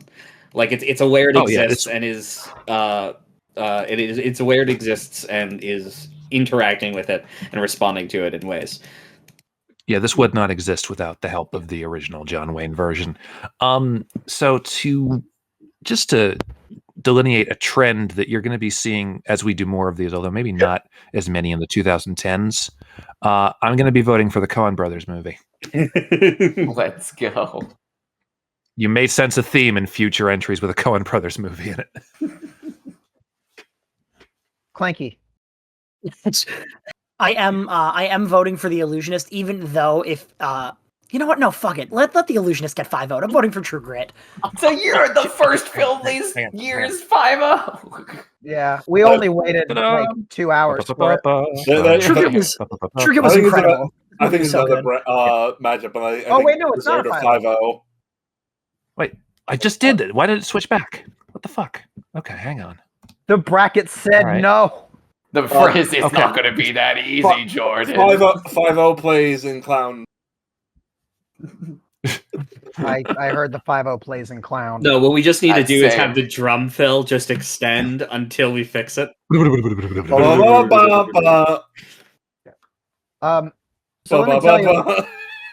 let me tell you what happened for round 6 is I saw Troll and then I saw Paranormal Activity 2. So I saw Troll 2 and thought that Troll Hunter was a Clanky pick, but Troll Hunter is a Mick pick. So I'm so excited for this round. Well, be excited in about 10 seconds. It's going to take 10 seconds to say Paranormal Activity 2. ... Paranormal Activity 2. I knew who this was a minute ago. I'll give you a hint. You thought it was the last one. Jeff Bridges? Yeah, dude, Jeff put it up. Classic. Yeah, Jeff. Man. I put Paranormal Activity 2 on here, man. It's who you thought put up Troll Hunter. Neil deGrasse Tyson? Yes, exactly. It's Clanky. Does that mean Jeff and Neil are going to get their own special Yearlies icons? Because I think that's what needs to happen. Well, Jordan, you do aim to please, right? I gotta say, before y'all start, this round placement is fucking funny, dude. But continue on. Yeah, that's what I meant. Yeah. Oh, by the way, who wants to go first? I know you're excited to talk about Troll Hunter. I'm excited to talk about Paranormal Activity 2. But if you would like to talk about Troll Hunter, I think Mick just went first, right? Yeah, I just went first. I would just like to make an observation. We got the found footage round. It is. It is. You're so right. Yep. Oh man. All right. 3, 2, 1. Let's go. Okay, so so Paranormal Activity 2 is So fun. as the name implies, the sequel to Paranormal Activity. It's a movie series where some crazy things start happening in this house. So a family It's decides the to courage to say no. Sorry. You're good. So they decide to put a bunch of cameras everywhere and try to figure out really what's happening in this house. This is the sequel to the first movie. The first movie just kind of tries to play it a little bit straight. It's like weird things are happening. The husband records it. Weird shit happens. The end. This movie tries to give the Paranormal Activity franchise, as it's soon going to become, more of an established plot, reasons why things are happening, and despite the fact that it's not perfect, I think that what it aims to do, it does very well. Those two things being giving Paranormal Activity some decent lore to build upon, while also being pretty damn tense and scary occasionally. Now, you are definitely relying on like jump scare horror, which can definitely not be great for a lot of people, but like I think that the way this movie does it is pretty good. You don't really have a lot of shit jumping up in your face. What's really cool about this movie is that, like, because everything is in found footage, because you're just watching, like, cameras that are placed around the house, pretty much stationary, there's a lot of moments where they're just, like, sitting on a scene for a while, and you're meticulously, like, analyzing every frame, because eventually something's gonna start moving, and then, like, it only ramps up more and more, which I just think that this movie does really well. Is the plot 100% there? Not really. Do we care about spoilers for Paranormal Activity 2, or can I just go for it? Go for it, King. Great. You got thanks. this, champ. So it's revealed in this movie that the reason why they're being haunted by this demon is because so there's two main characters, they're like sisters or whatever, and the one whose house that you're watching everything unfold has a daughter and a son. This is the first son born in the family in a very long time, and their mother, the sister's mother, made a deal with some devil to try to like take the firstborn son, because she didn't have any sons. It now goes down to like the next lineage, and it's the devil, or the demon trying to take what he believes is rightfully his. And like I think that although this does get a bit contrived in future Paranormal Activities, this movie does a pretty good job of establishing why it deserves to exist, and as a result ends up being a lot more interesting than the first one. I think that this plays with the camera idea of everything being found footage a lot more. There's one scene that's in the kitchen, and like she's the mom is just kind of like standing there before all the cabinets just like slam open, and like it's shit like that makes this movie pretty great. I'll say one thing I really like about this movie, and that is the final section of this movie. I think that because the thing is, this movie, correct me if I'm wrong, Clanky, this movie ties into the first Paranormal Activity, where like they pass the demon on to the sister, who is the main character of the first movie. And spoilers for the end of the first movie, if anyone cares. I think they all die. The paranormals have an activity. Yeah, they all die and the sister gets possessed. And I love the final act of this movie because the way that the final like killing happens, where the sister comes in and murders the family, it really takes advantage of the fact that I feel like this movie is kind of like a early 2010s version of like an analog horror series. It's so matter of fact. There's the jump scares in the finale are so almost muted. Like when the sister comes in to snap the dad's neck, you don't even see how she enters the house. She just kind of appears in the camera, and at a moment you don't even know like who that is, but then immediately she kills the dad. There's no glamour or flair to how the finale is put together. It actually makes it pretty scary, and I like that. Yeah, there's no fluff, and it makes it really great. It makes it really tense. It builds very well. 100%. I can go now? Yeah. If you'd like. Yeah. So Jordan says sometimes. Yeah, so on the subject of found footage horror-y movies, Troll Hunter. So Troll Hunter is a Norwegian found footage movie. I'm gonna say it's a horror-ish movie, but it's not really. I think trying it's a horror. To be. It's a horror movie. It maybe not super scary, but it is at least a horror movie. It's at the very least a fantasy film.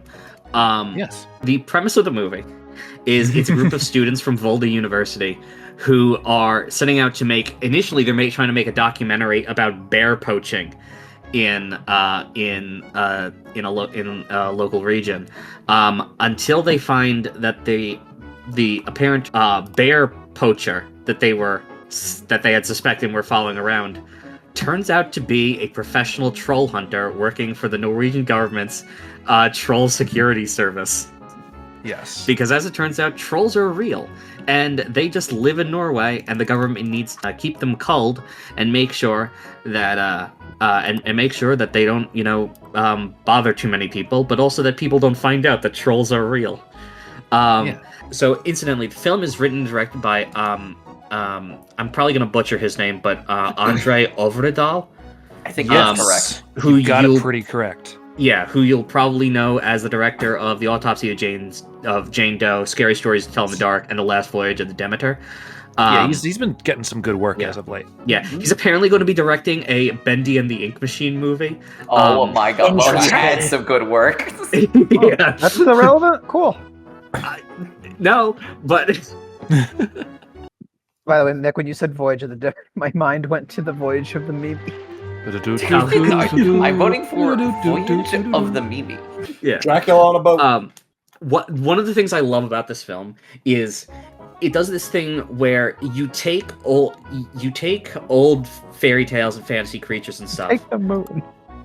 And you play them 100% straight, even the ones that another writer might have said, this can't work in a modern film. We'll have to write this out because this is too unrealistic or something.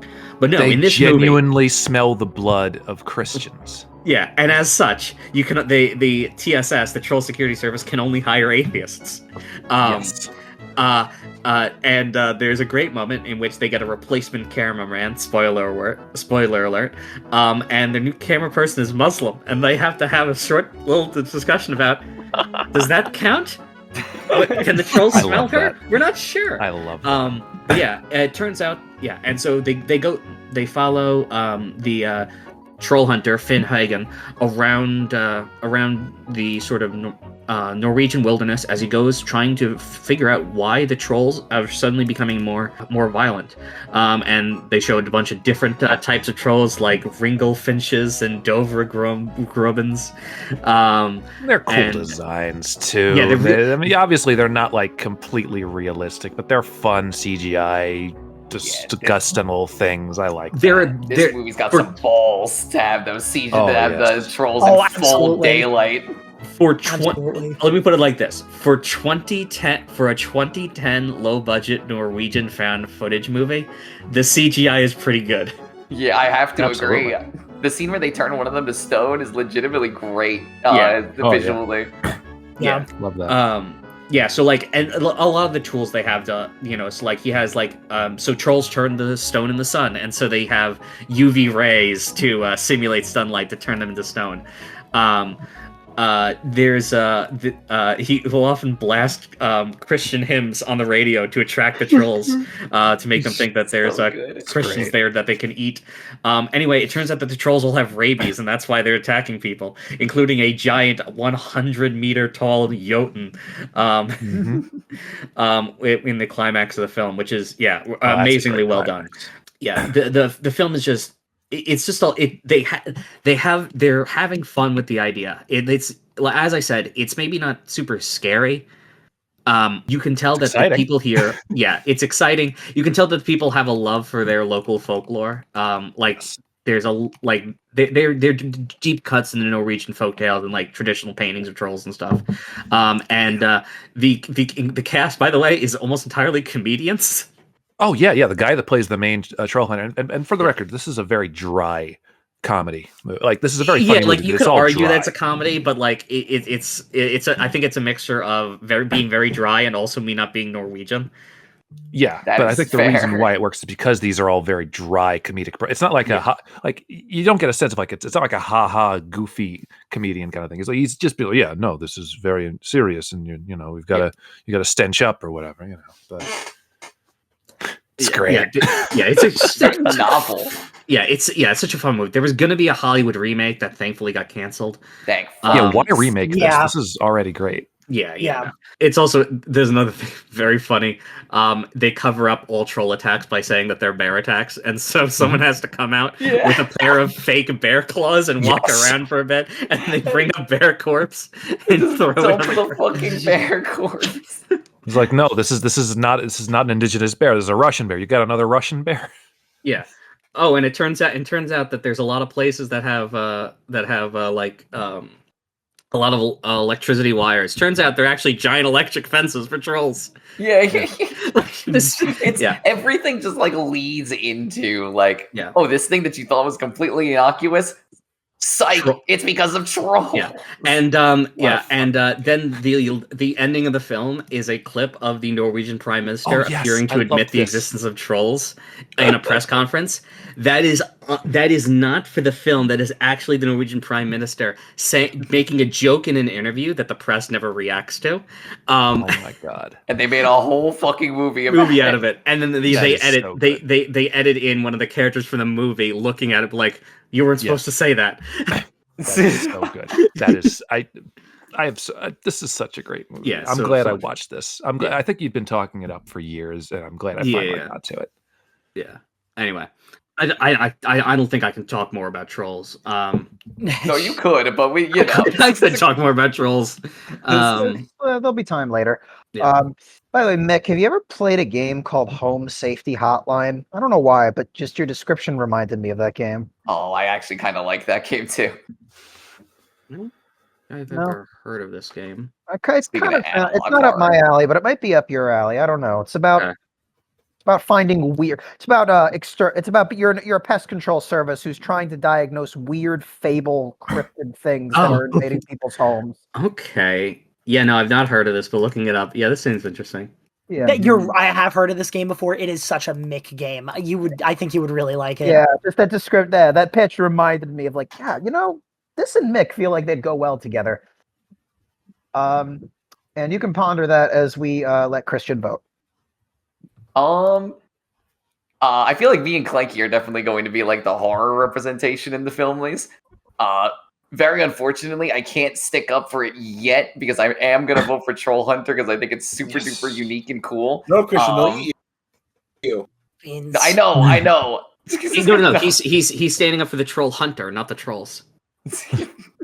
Also, one thing that I was very confused. I had trouble deciding how I wanted to write the title of this film because depending on where you go, it's either called Troll Hunter as one word, Troll Hunter as two words, or The Troll Hunter.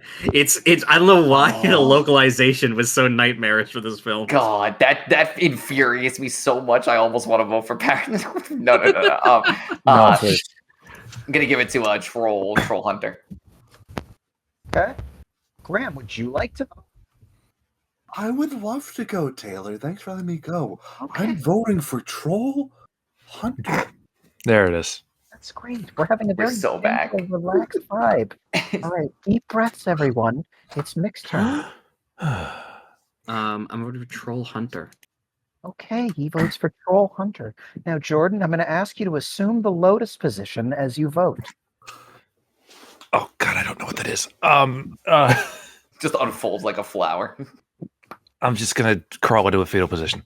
That tends to help in these parts. I didn't get to Paranormal Activity 2 because I don't know if that brand of horror that is very laden in jump scares is really for me.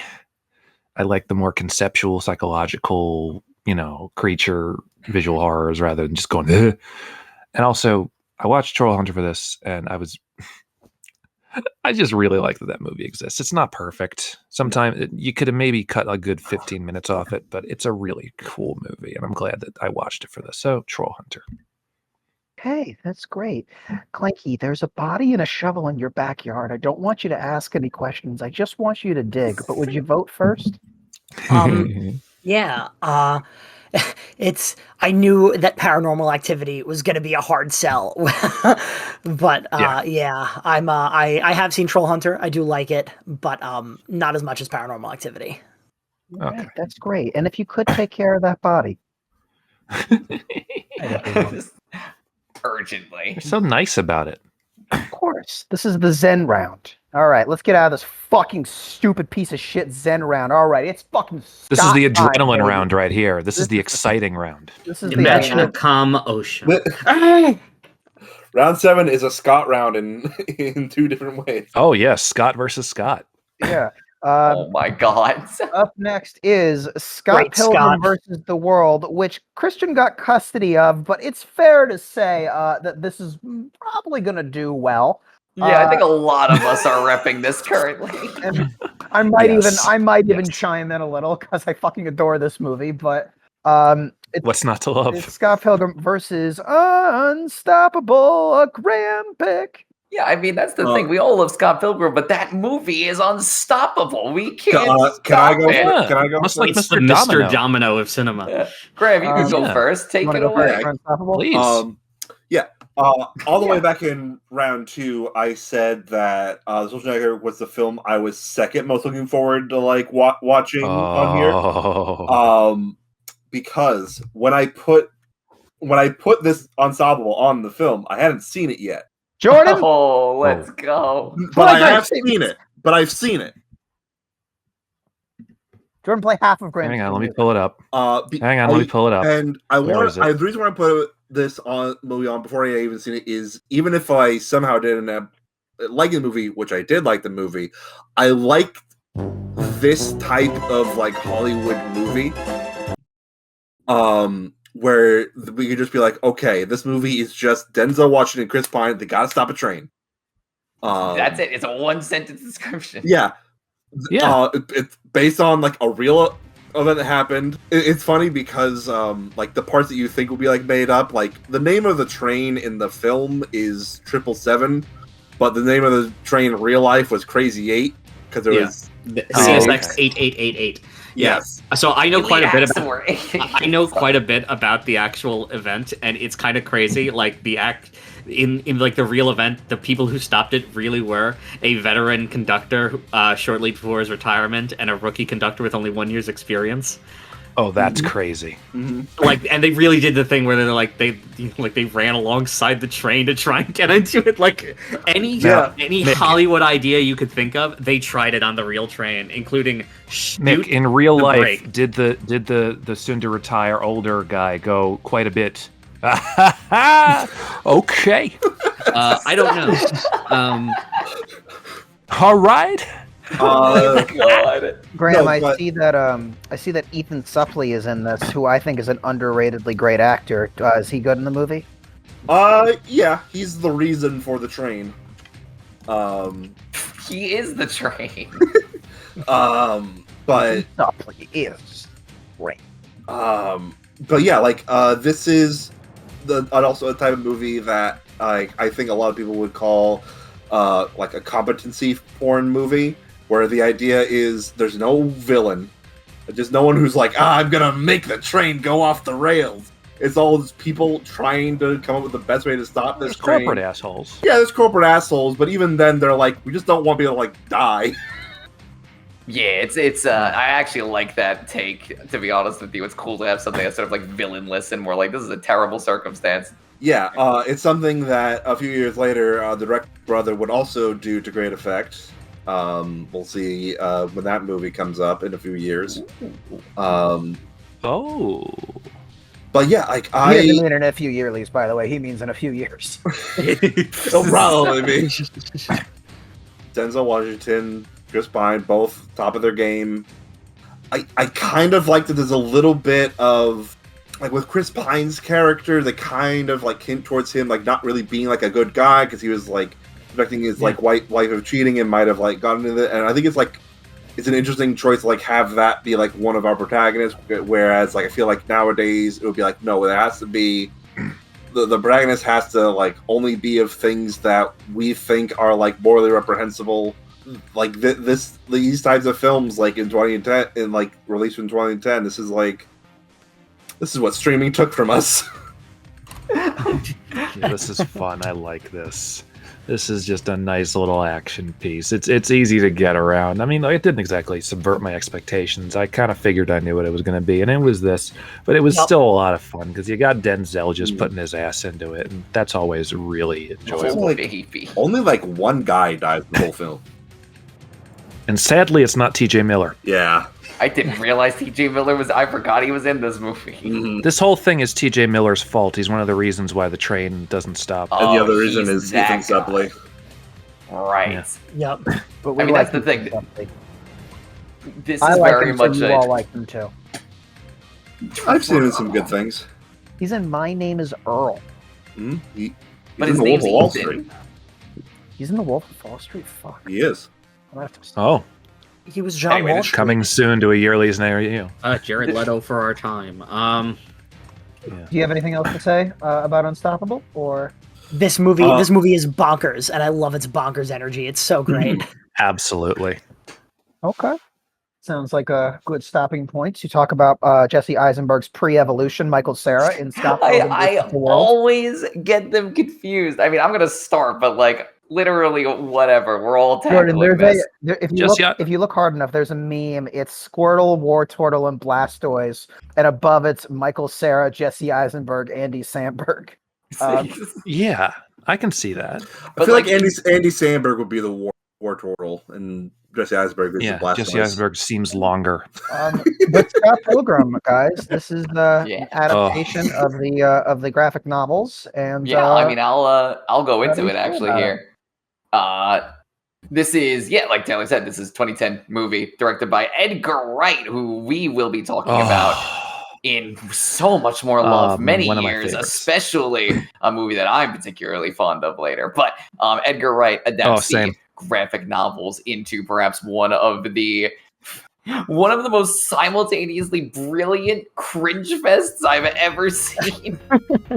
This movie is awesome. But that's the thing. Edgar Wright is such a good director that he's able to take like the most fucking like nerdy gaggle possible and turn it into just this non-stop entertaining joyride. So I don't think I really need to explain the plot of Scott Pilgrim, right? I don't, No, I think we've all seen it here. Nerd finds girl, has to fight 7 evil exes, yada yada yada. Video game references. Oh, it's got We've all been there. Yeah, and I gotta say, I didn't think of Scott as a nerd so much. I mean, here's the thing. His band is named Sex Bob-Bomb. I mean, that's He true. has the story of Pac-Man on speed dial. He has a scene where he's like, guys, I finally mastered the baseline for Final Fantasy 2.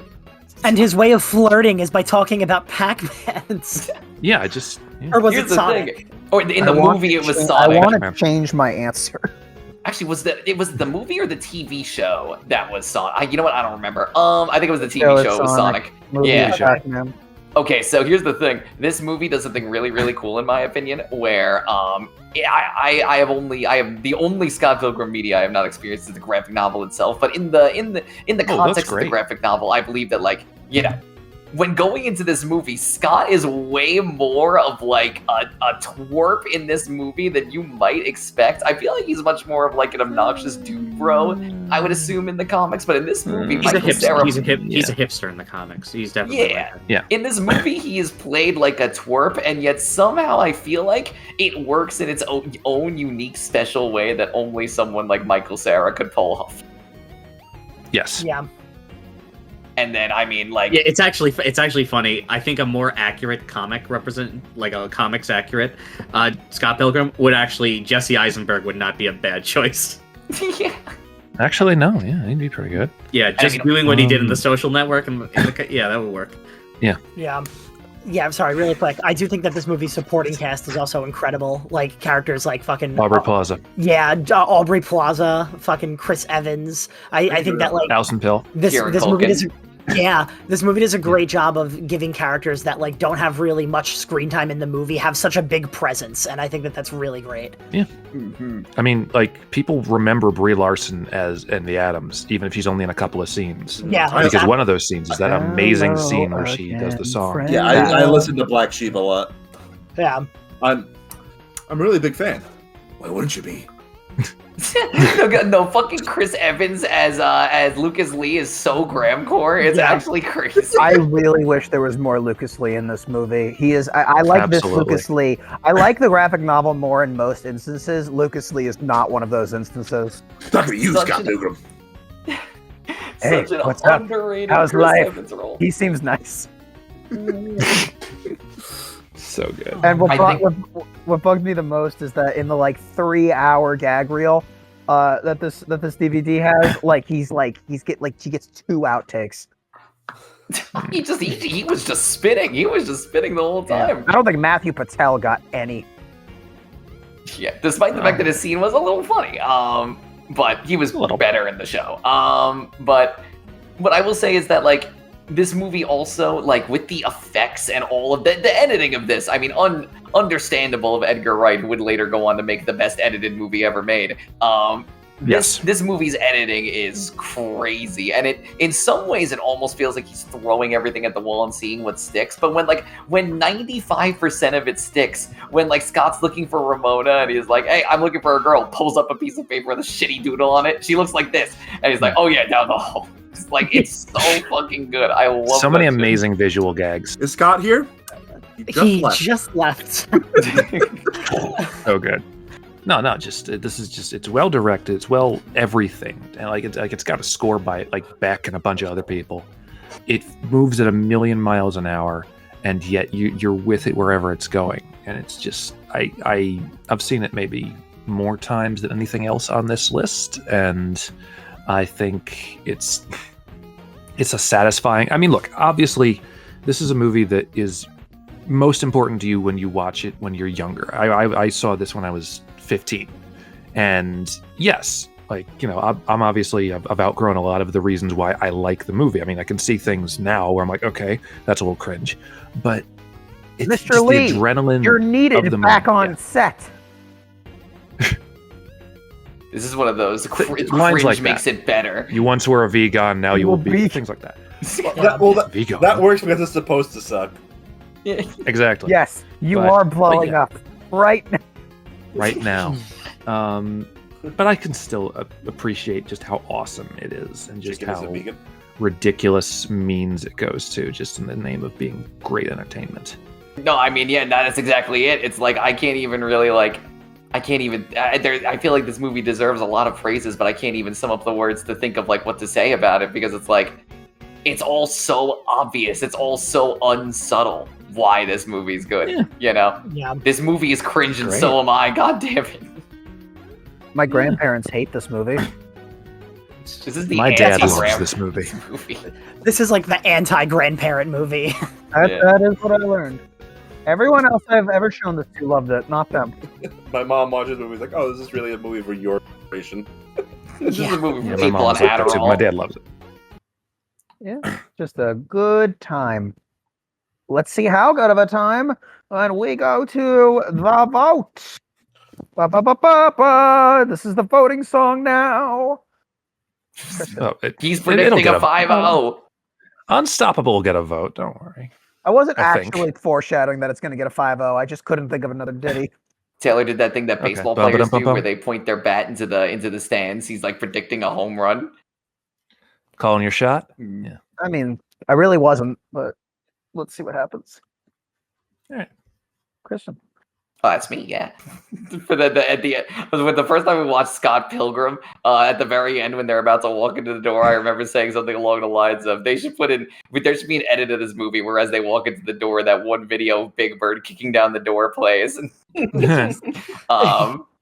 Yeah, no. When we started the whole we're gonna do Filmlies in year sort of things, I was like, yep, can't wait to talk about Scott Pilgrim, my number one pick for this year. And I thought that some of the other movies that I would watch would actually end up being better, but yet, as with every other round on this bracket, I am surprised that this is still my favorite movie here. So I am voting for it.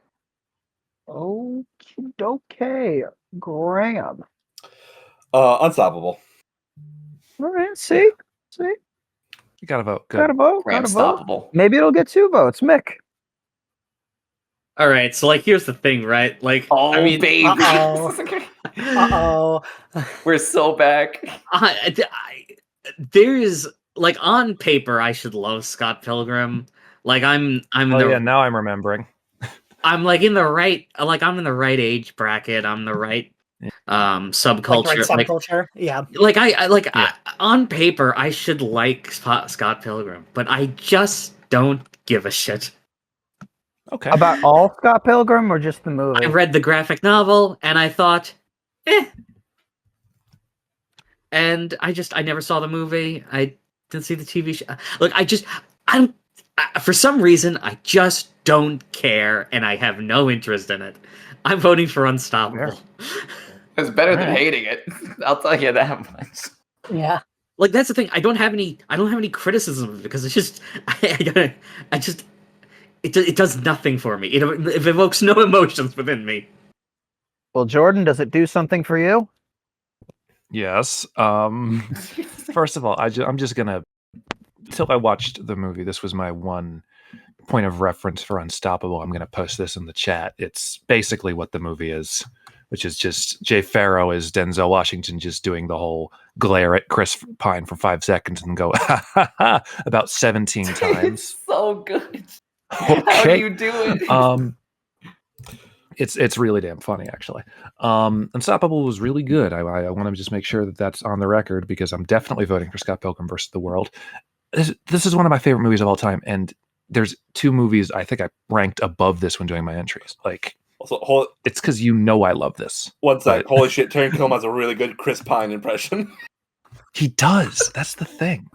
It's a really good bit. It's Scarlett Johansson and Rosario Dawson, and she's very funny. But it's Jay Farrow's amazing Denzel. But yeah, Scott Pilgrim versus the World is one of my favorite movies of all time. I have to vote for it. Okay, Clanky, do you want to pull a plot twist?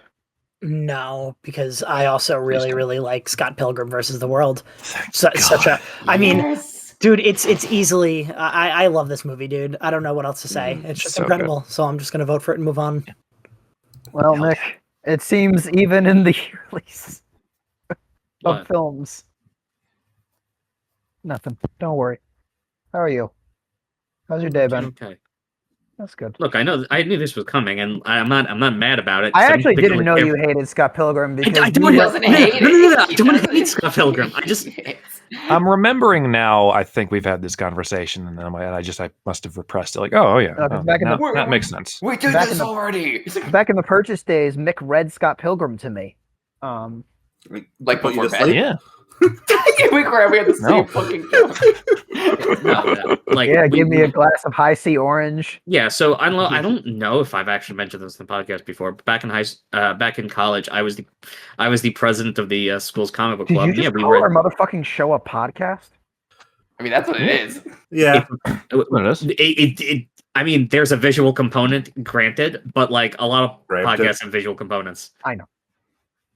It's just the first time we've ever called it a podcast. I say podcast whenever I talk to people in real life.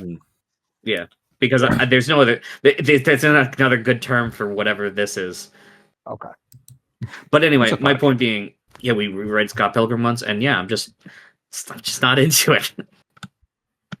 And that's okay. I mean, I get it. Like this movie is definitely either a cringe movie or I'm like, you know what? I gotta stop. I'm using that word too much, and it's cringe to use that word too much. I have talked to people who love Brian Lee O'Malley with everything but Scott Pilgrim. So it's not like he's alone. I was bi-curious. Well, I'm bi-furious. Hell yeah. Milk and eggs, bitch. And for our final round of the Comedy. first round, we have the dark side and front side of comedies with the other guys. I don't know who put it up. And You. 4 lines. Soldier Boy? You. No, I was saying you put it up. Yeah, you. Yeah. I was excited about it. Okay. Because, you know, it's your Yeah, wild I card. guess it's wild Oh, card. the That didn't- Discord noise that didn't killed that even- one. It's fine. When you walk away, you don't hear me say, please, oh, baby. Anyways, I put up the other Third guys. Kingdom Hearts mention. Jordan put up 4 lines. Jordan, how do you want to slice this out? Well, here's the thing, because I put up 4 lions, but also Mick put up 4 lions. And Okay, so would I not have something watched I this want. movie I have something I without want to say. this would have replaced Troll Hunter, but I knew I had to have Of Gods and Men on here. I didn't want to be the guy putting up 2 terrorist movies. So he left it to me. Okay. So you can either go first, or I can talk about the other guys. What do you want to do? All right, Taylor, I think you can go first on this one because I have some things to say about both of these, and I want you to do your spiel on the other guys because it's a cool movie. Okay. Prepare the everybody, because I didn't write any notes. It's okay. I have not been able to say this very often, and it's kind of criminal that I don't get to say this as often in the Yearlies.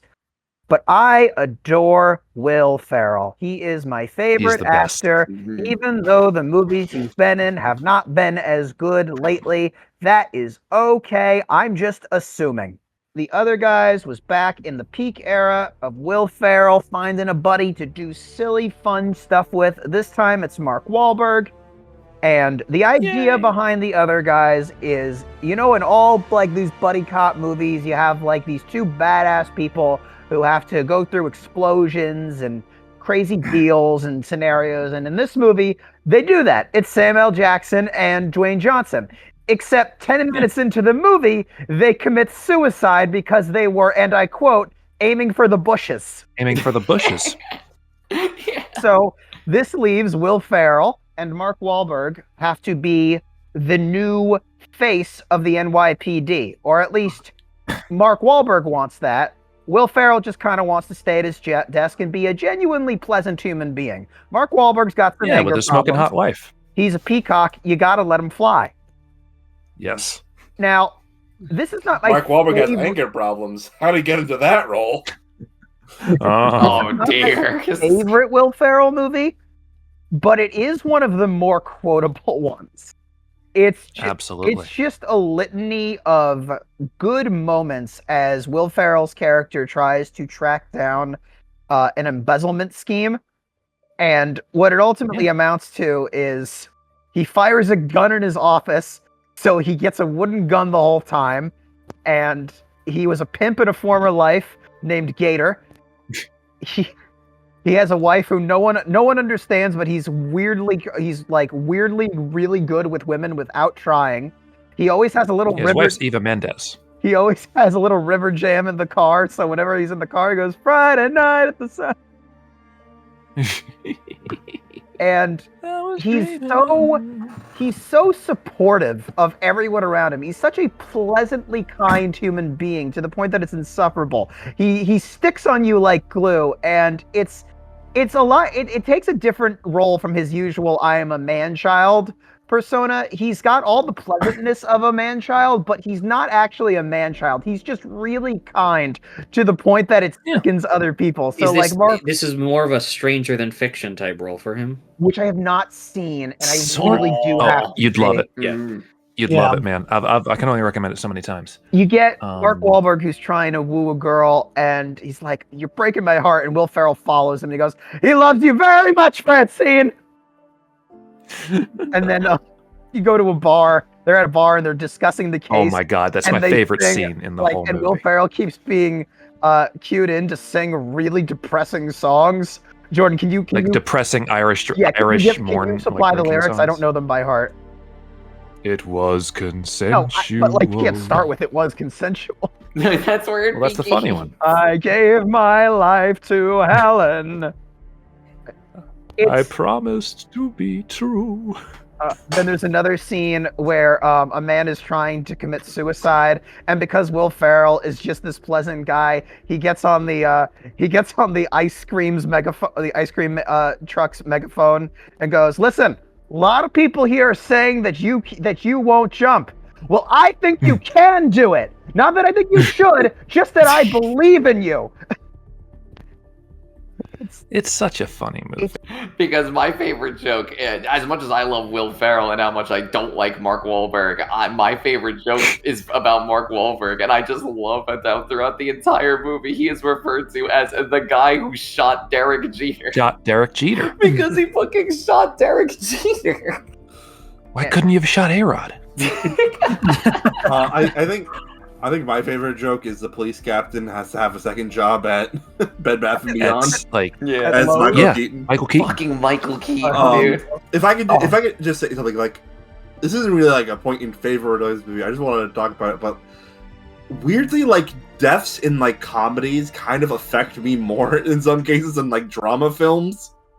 Like there's just something like I don't know how to explain it, but like the Sam Jackson, Dwayne Johnson, like jumping off to kill themselves. It's like something like it like triggers like something in my soul. It's like, oh god, that's like so like morbid, but like so funny. I don't know how to explain it, and I needed to get that off my chest. Go on. You probably won't like Four Lions. Oh dear! It's not that I don't like it. It's not that I don't like it. It just affects me more. Gotcha. I can't really explain it. Yeah. Well, then it'll affect I know. you. I know about Four Lions. Don't Okay, worry. I was gonna say, here's where I have to be the mood killer because I did not find the other guys quite funny. Oh man. I don't know what it is. I just don't jive with this type of comedy too much. They're definitely funny jokes. The aim for the bushes joke is hysterical. I'm not going to deny that at all. But like, yeah, it's just that these bushes. It's movies like this and Anchorman and what is it? All right, Talladega Adam do McKay, not he's not just for list Will everybody. Ferrell movies. Please don't take Will Ferrell from me. No, it was Adam McKay movies specifically. Yeah, He's, it's you know, The not problem always- is most of those are Will Ferrell movies. yeah. It's well, not it's- anymore. Yeah, That's good. like my favorite out of the bunch is definitely Step Brothers. But like, Thank even you. then, Oh, thank Well, that's God. great. Oh, thank a great God. one. All right, we're You back. know, We're I just- so back. I just don't think that many of them hit the strides that movie does. Well, you And, like Step Brothers. That's fair. all I fucking need to hear. Yeah, Step Brothers so are fucking great. So that's just me at least. I don't know about everyone else, but yeah. Well, I do know about everyone else, but yeah. I think I was more impressed that like because I am someone who is usually resistant to these kinds of comedies. I was amazed that and have a lot of respect for a movie like this, where on the outside I would never have expected it to register any jokes that I liked, but yet I can actually still quote this movie. there's a bunch. Christian, do you think I Yes. would like this movie? No. Okay. No. Sorry. My instinct was that I probably wouldn't like this movie, and then you said I was surprised at how much I enjoyed it. I'm like, okay, time to ask. Would I just enjoy don't this thi- movie? I just mean- don't think there's anything specifically catered to you. Okay. I don't think it's that like there's Honestly, much like the anything- aim Four for the Lions bushes isn't really line catered sounds to- fucking hilarious. Like that bit sounds It's great. hilarious. well, because it's like Yeah. it's the climax of an action movie where it's like the two badass detectives have to be like, all right, shit, what do we do now? Aim for the bushes, and then they play it up very ceremonious, like epic music plays. and they There jump off, goes my hero. and then they just fucking crash, and the funeral starts. They cut to the funeral. They cut to the yeah. funeral. Yeah. And it's a good use of it. The only other joke, see, this is what happens when I talk as we go on way too long, is Christian Christian had the high Peter Griffin here moment, where Will Ferrell's character gets Mark Wahlberg's character a female body inspector mug, and he's explaining why the mug is funny. Yes. Oh, okay. So, Oh, I was like, wait, I don't fucking know what you're talking about. Oh, but now I remember. And you know what? That joke was also funny. And in most comedies, I would have never thought that was funny. But like, in terms of like, I don't want to call it like, let's say Adam McKay comedies. This does a couple of things right that I usually resist in movies like Daddy's Home or something. You know? Yeah, no, it's a really good one. Now, Yeah, go ahead. Four Lions is a mockumentary. I really like mockumentaries. I think in future years I'm going to be putting some on. And with that alone, maybe you'd be able to, bring in the common folk and really have this appeal to other people. Four Lions is a mockumentary about potential, like wannabe suicide bombers. And there goes the audience. Yeah. So All right, see you later, this guys. movie is extremely funny.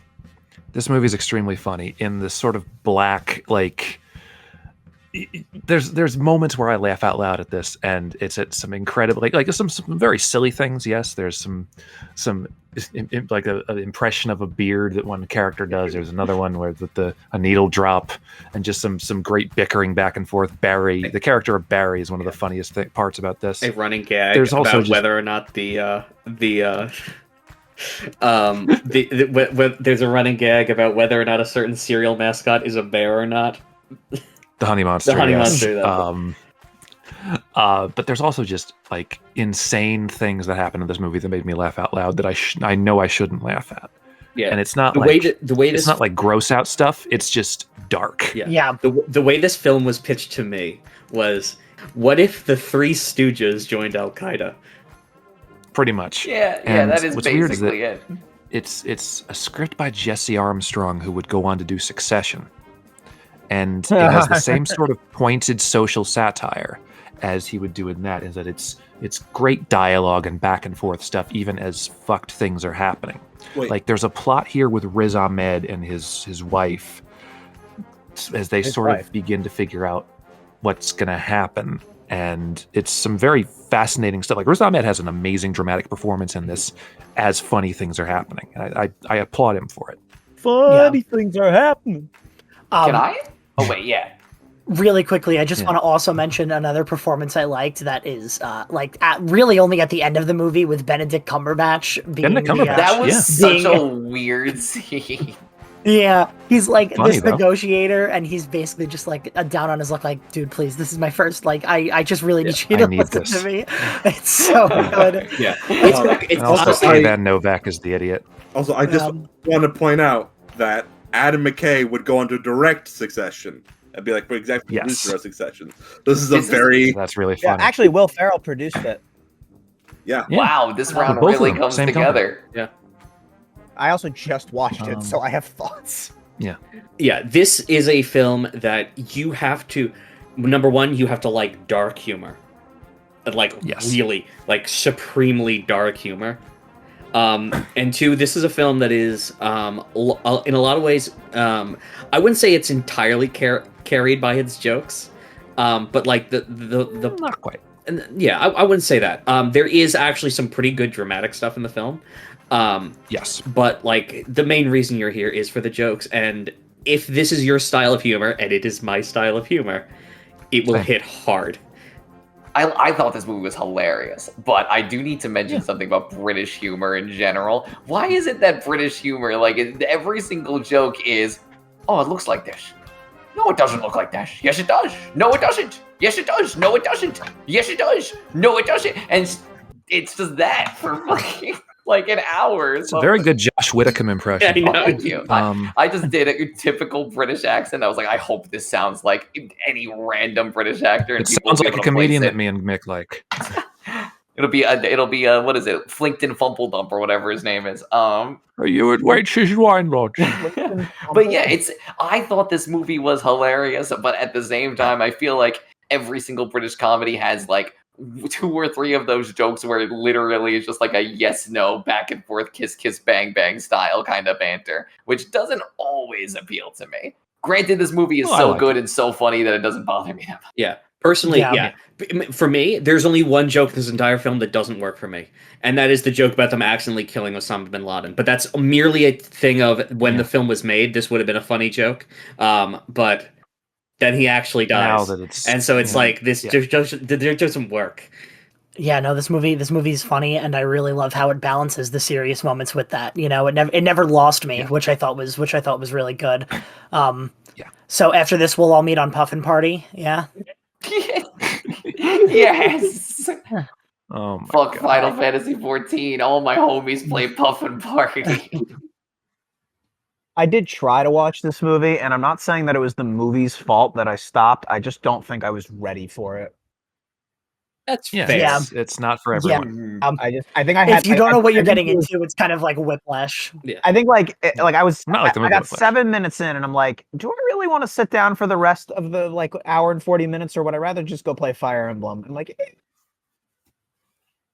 another time. Okay. And that time is now. Jordan, pull up the projector. All right, strap him down. No. Anything else, or are we good? Good. I can't, because if I think try we're to tell any jokes, I'm going to start laughing. This movie kills me every time. Dancing in the We need to bomb a mosque to radicalize the moderates. Right. Yeah, that's the thing. That like this movie is fucking hilarious. The terrorist fest. I think we can proceed, and I have a pretty good inkling of where this is going to go, and that's okay, because the only reason I even remembered to put the other guys on was because it was in other honorable mentions. I had as an honorable mention. That's okay. Well, so did Graham. I mention, but I hadn't seen it. Yeah, it's a funny movie. All right. Well, Christian. When it comes down to two comedy movies going up against each other, it really feels like I'm just going to vote for the one I thought was funnier, and I think Four Lions was funnier than the other guys. With much respect to the other guys, considering that it is that I liked it, and that I have jokes that I remember, which is not what you could say about other Adam McKay, Will Ferrell, insert comedy actor here movies. No disrespect to Will Ferrell, I actually love almost everything he's in. Anchorman's great. Too much for that scene. Graham. I'm going to vote for Lions. Which Lions? The 4 Lions. No way, it's 4. Graham did his 4. Oh my God, guys. You gotta hear, he says 4, but he says it like 4. Oh my God, it's hilarious. Oh my God, my ribs are so tickled. Hit it, Joe. Dun, dun, dun, dun, dun. There we go. Yeah, there we go. That's Joe. Up next is Nick. Yeah, I mean, I'm voting for Four Lions. It's hilarious, and the plot isn't totally disposable, which is impressive for a comedy movie. No, I can't. I just want to keep quoting the movie. Spark plugs, they're Jewish. Jordan, hurry before Mick goes on a full tangent. I can't with a good conscience, because both of these movies are very funny. I honestly look. I would not have watched Four Lions had it not been for Mick. He got me into this. I put it up there. I was left holding the boat here. I'm actually going to give a vote to the other guys because I don't want it to go home with nothing, because it's a very funny movie, and Four Lions is going to win. And I get it. I don't think it deserves to get 5-0'd. Mick really left you holding the cucumber lengthwise. Classic Yes, Egyptian exactly. humor. Yes. Anyways, Clanky, rip the Band-Aid off. Four Lions was really funny, dude. I'm voting for Four Lions.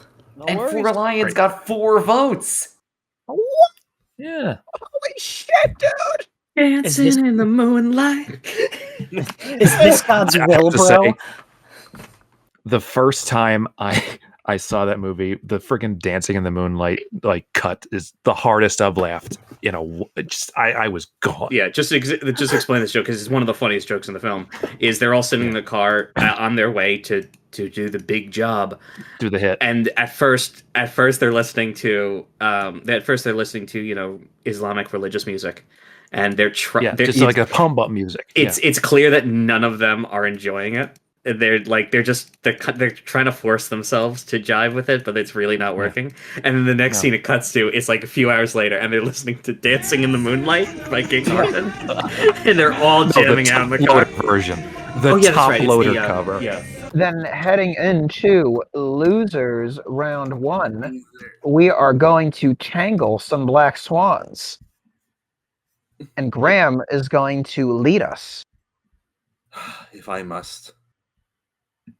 You must. I'm voting for Tangled. Audience, if you placed the bet that this joke would have ended by now, you've lost a lot of money. And you will continue to lose. Until morale improves. The wind will rise until morale improves. There's one guy who places their horse bets on 2 things: what temperature the steak will cook to, and whether or not Graham will end this bit. Hey, Ma, the bit's still going. Fuck, I owe you $40.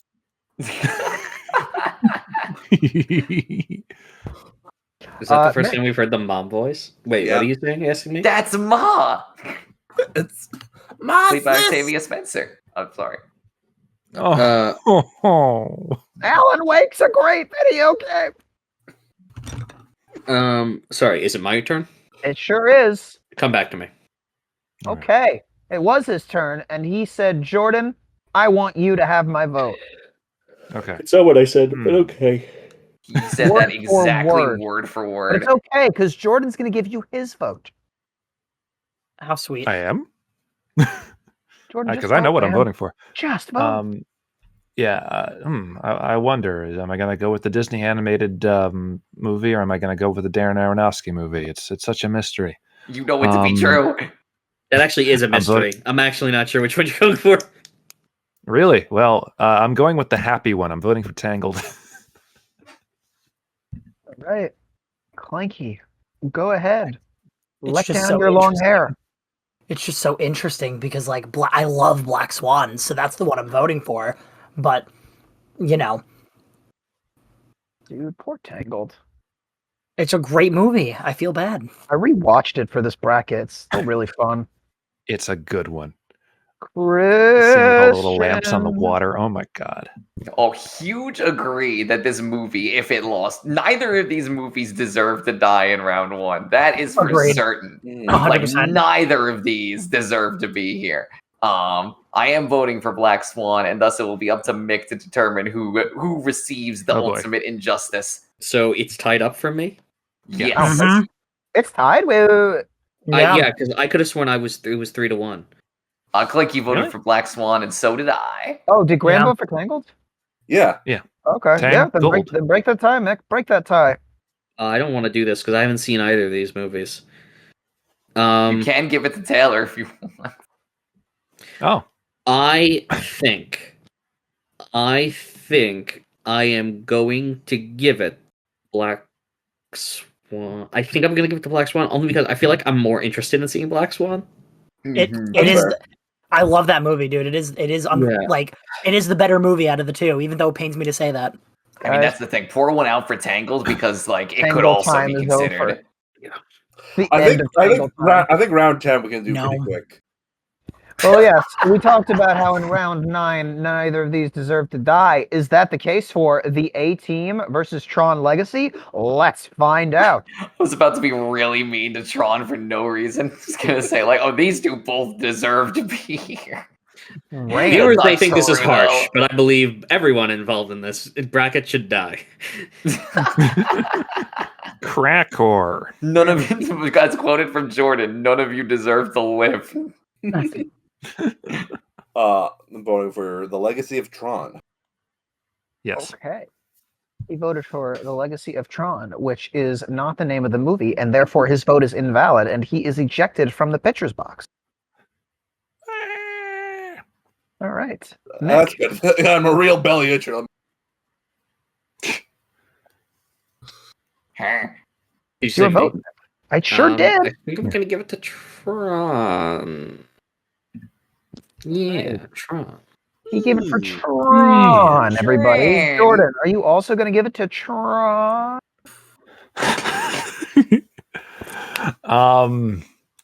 Yeah, it's funny. One of the things that isn't really talked about much with Tron Legacy is just how much of a little slimy little stooge the James Frayne Jarvis character is, where he's just always bending towards Clue, and then when it becomes like most advantageous to him, he gives him up, and then still tries to kiss up to him in the end. It's a fascinating little lackey character. One of many elements And I really enjoyed. I like the flange they have. I love characters like Yeah. that. Rodan from Godzilla King of the Monsters. Let's go, yeah. Starscream. I'm giving it to Tron Legacy. Okay. And then it's Clanky. What more needs to be said? I'm voting for Tron Legacy. Yeah. And then Christian gets to determine if we're going to play some music. Call me transgender because I'm voting for Tron Legacy, baby. Ba, ba, ba, ba, ba, ba, ba, ba, ba, ba. Sorry, A-Team. I mean, I'm only a little sorry. When I first watched the A-Team, I didn't think to myself, man, this is going to get last place in a Yearlies bracket one day. I hope you didn't, because that would have been weird. That'd be like someone in the Middle Ages saying, "Hey, what's the Wi-Fi password?" It'd be like someone In that voice. it'd be like someone Hey. in Keep watching the skis. the Roman Empire going, yeah, this is the year 4 BC. I'm reminded. Isn't there a joke in like that one dinosaur show where they're like, "What are we counting down to?" In that one dinosaur show. Yeah, I can't remember the name of it. Isn't it just called Dinosaurs? Yeah, I think so. yeah, that one. That's the one where they all die in the Ice Age. It's really sad. Oh, you don't need to spoil dinosaurs for everybody. Oh, sorry. I'm kidding. I'm clearly kidding. Oh, I know you. I'm clearly sarcastic at saying sorry. What a shit move, Christian. You're going last this round. It is such. I draw my own fate. You were already going last. That's the joke. The Illusionist versus Paranormal Activity 2. Graham, go. The Illusionist. He voted for the Illusionist. Mick. Illusionist. The Illusionist. Jordan. The Illusionist. Illusionist. Clanky. Paranormal Activity. It was fun. The Illusionist. That's a funny way of saying the Illusionist. Wait, what did you vote for, actually? The Paranormal Activity. Okay, Jordan. No, wait, no. Yeah, Jordan, go again. No. Oh, okay. I'll vote for the Illusionist. It's Okay. even funnier the second time. Delusion. Okay, Christian, go ahead. I'll go down with you on this ship, Clanky. Paranormal Activity too. I like analog horror. Illusionist. Wow.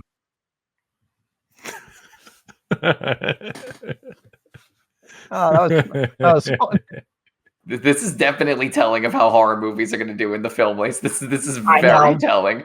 It is a little heartbreaking. It's still not won gonna two. lie. It's still got two votes against the 4. I Yeah. really, Jordan, I heard the vote as voy. I thought you were saying 2 voyages of the me. I'm voting for All right. Voyage of the Mimi. For 12, Unstoppable versus the other guys. I will not be bitter. It is first Graham. Unstoppable. Okay, Mick. Unstoppable. Jordan.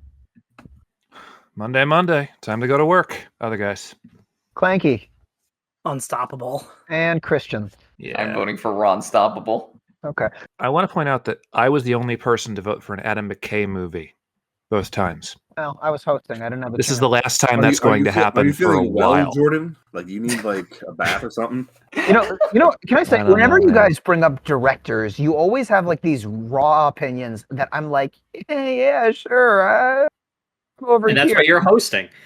It's not just that. When we do the Pixar Lee movies and Christian talks about The Incredibles, and you guys all talk about, what's his name? Brad Bird. Brad Bird? Yeah, Brad Brad Bird. Birdemic. yeah, I'm like, I know who that is. Well, you could be like Jordan, who feels that the opposite way for some directors, like Jordan's favorite director ever, Darren Aronofsky. You should just do what I do and just start reading Wikipedia pages for Real. I'll pass. All right. Up next, I think these two could make the final 4 if they weren't going against each other right now. Inception versus The Social Network. Oh, dear. Is Oh Mick. dear. Inception. Okay. Easy pick. Jordan. It's The Social Network, but you have no idea how hard that was for me. Okay. Easy pick. Clanky. It's The Social Network. Easy. And say it with me. Pick. Pick. Pick. Pick Min. I should make I you love go those last, little guys. but Originally, go. Pikmin was called Puckman. You know, the original design. Christian.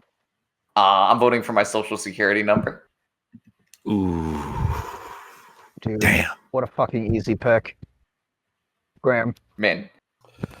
There's another Christopher Nolan movie that's my favorite. And I also have another David Fincher film that's my favorite. But Yeah. I also would think it'd be funny if I said I'm going to lie and say the only other David Fincher movie in 3. So I'm going to give cutting out it the guys? He cut out, but I understand. cutting out, I yeah. can Oh. translate for you.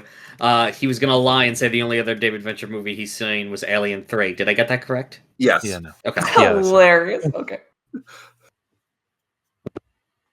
Okay. All right. So are we all set? Oh, what did he vote for? I voted for.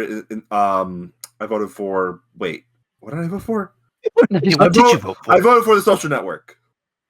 Oh, okay. Yo, dude, give me a Damn, Soch. alright. Once again, being a Didn't terrible expect person that. pays off, apparently. Good entertainment. Okay. Up next, are we going to pet the rabbit's wrong movie of Gods and Men versus Shutter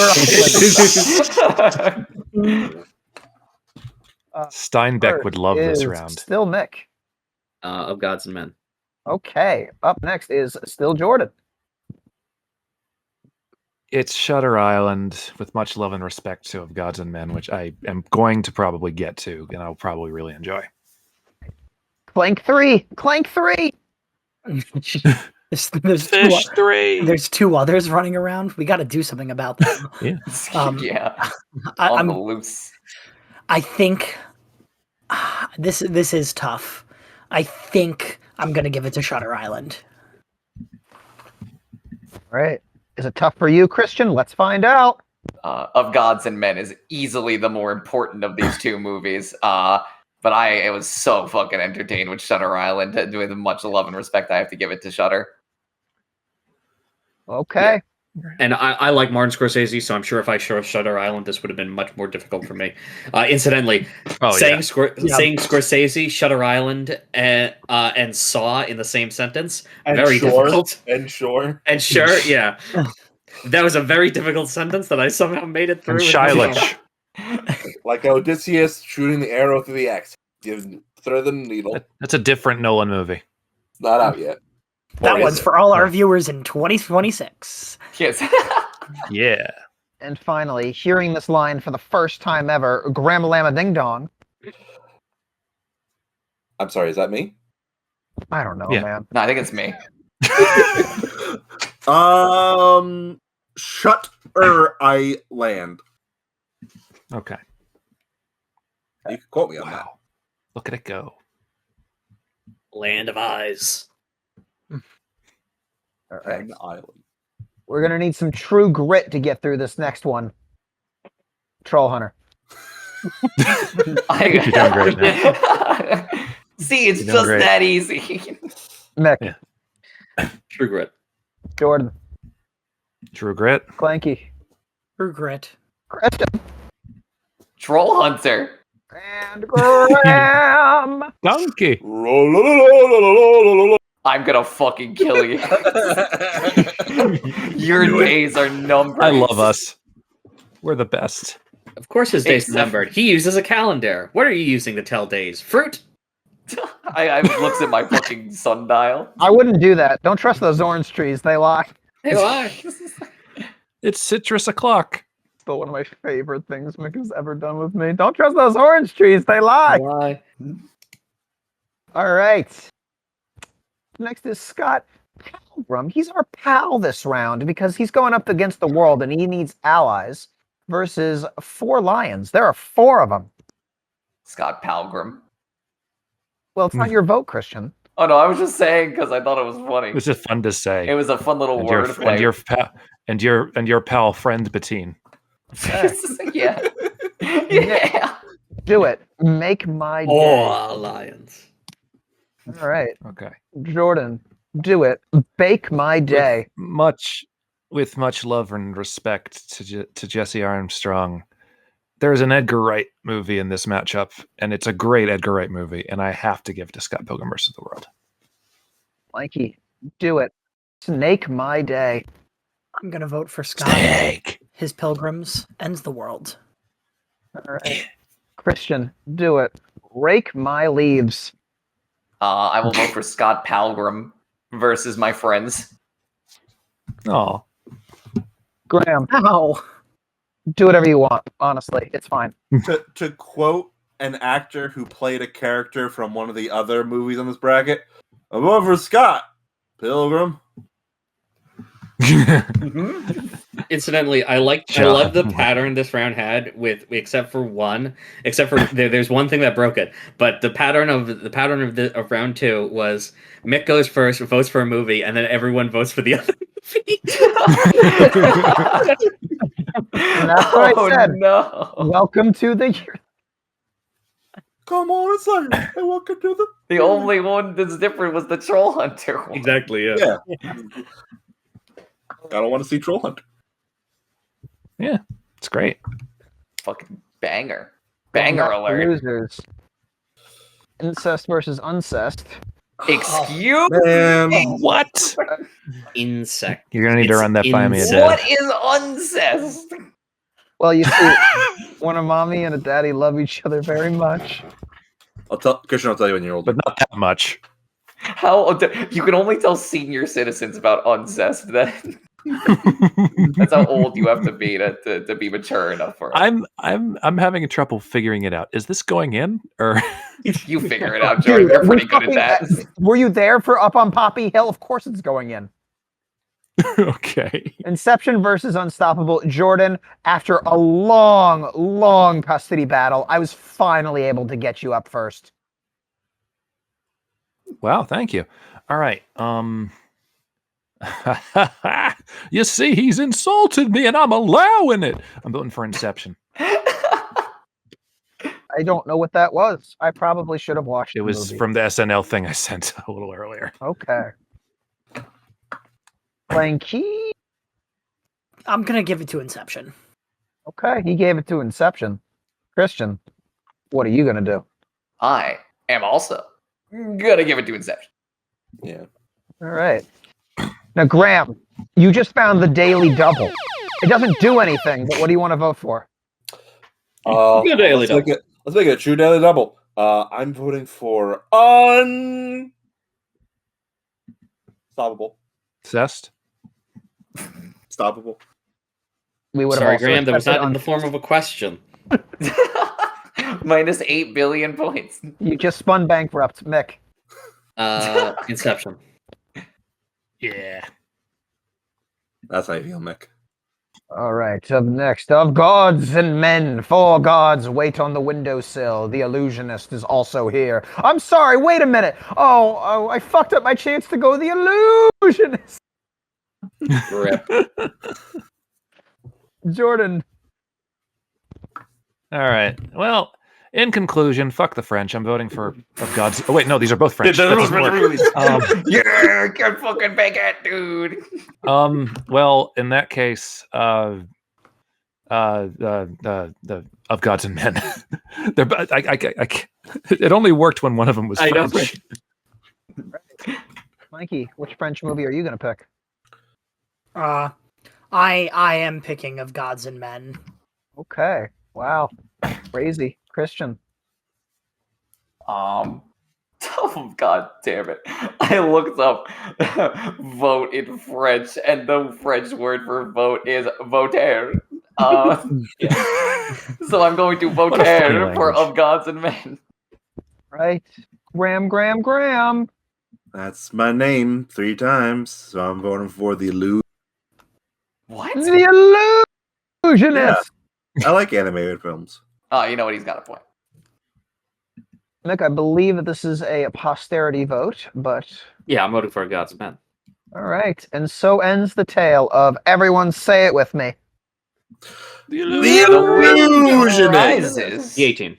The Illusionist. Illusionist, Why, you sweet. Troll and Tron sitting in a tree, hunting, legacy. Hold up. Why does round 11 have 6 votes?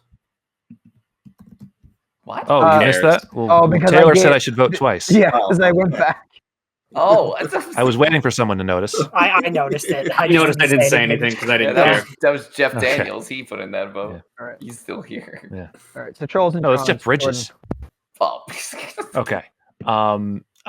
These are both really cool movies, and this is kind of tough, but I think Tron Legacy was a little bit cooler. Again, the script it's not as completely like ironclad, but I don't know. I like living in that world for 2 hours, and I really enjoyed that. So I'm going to go for Tron Legacy.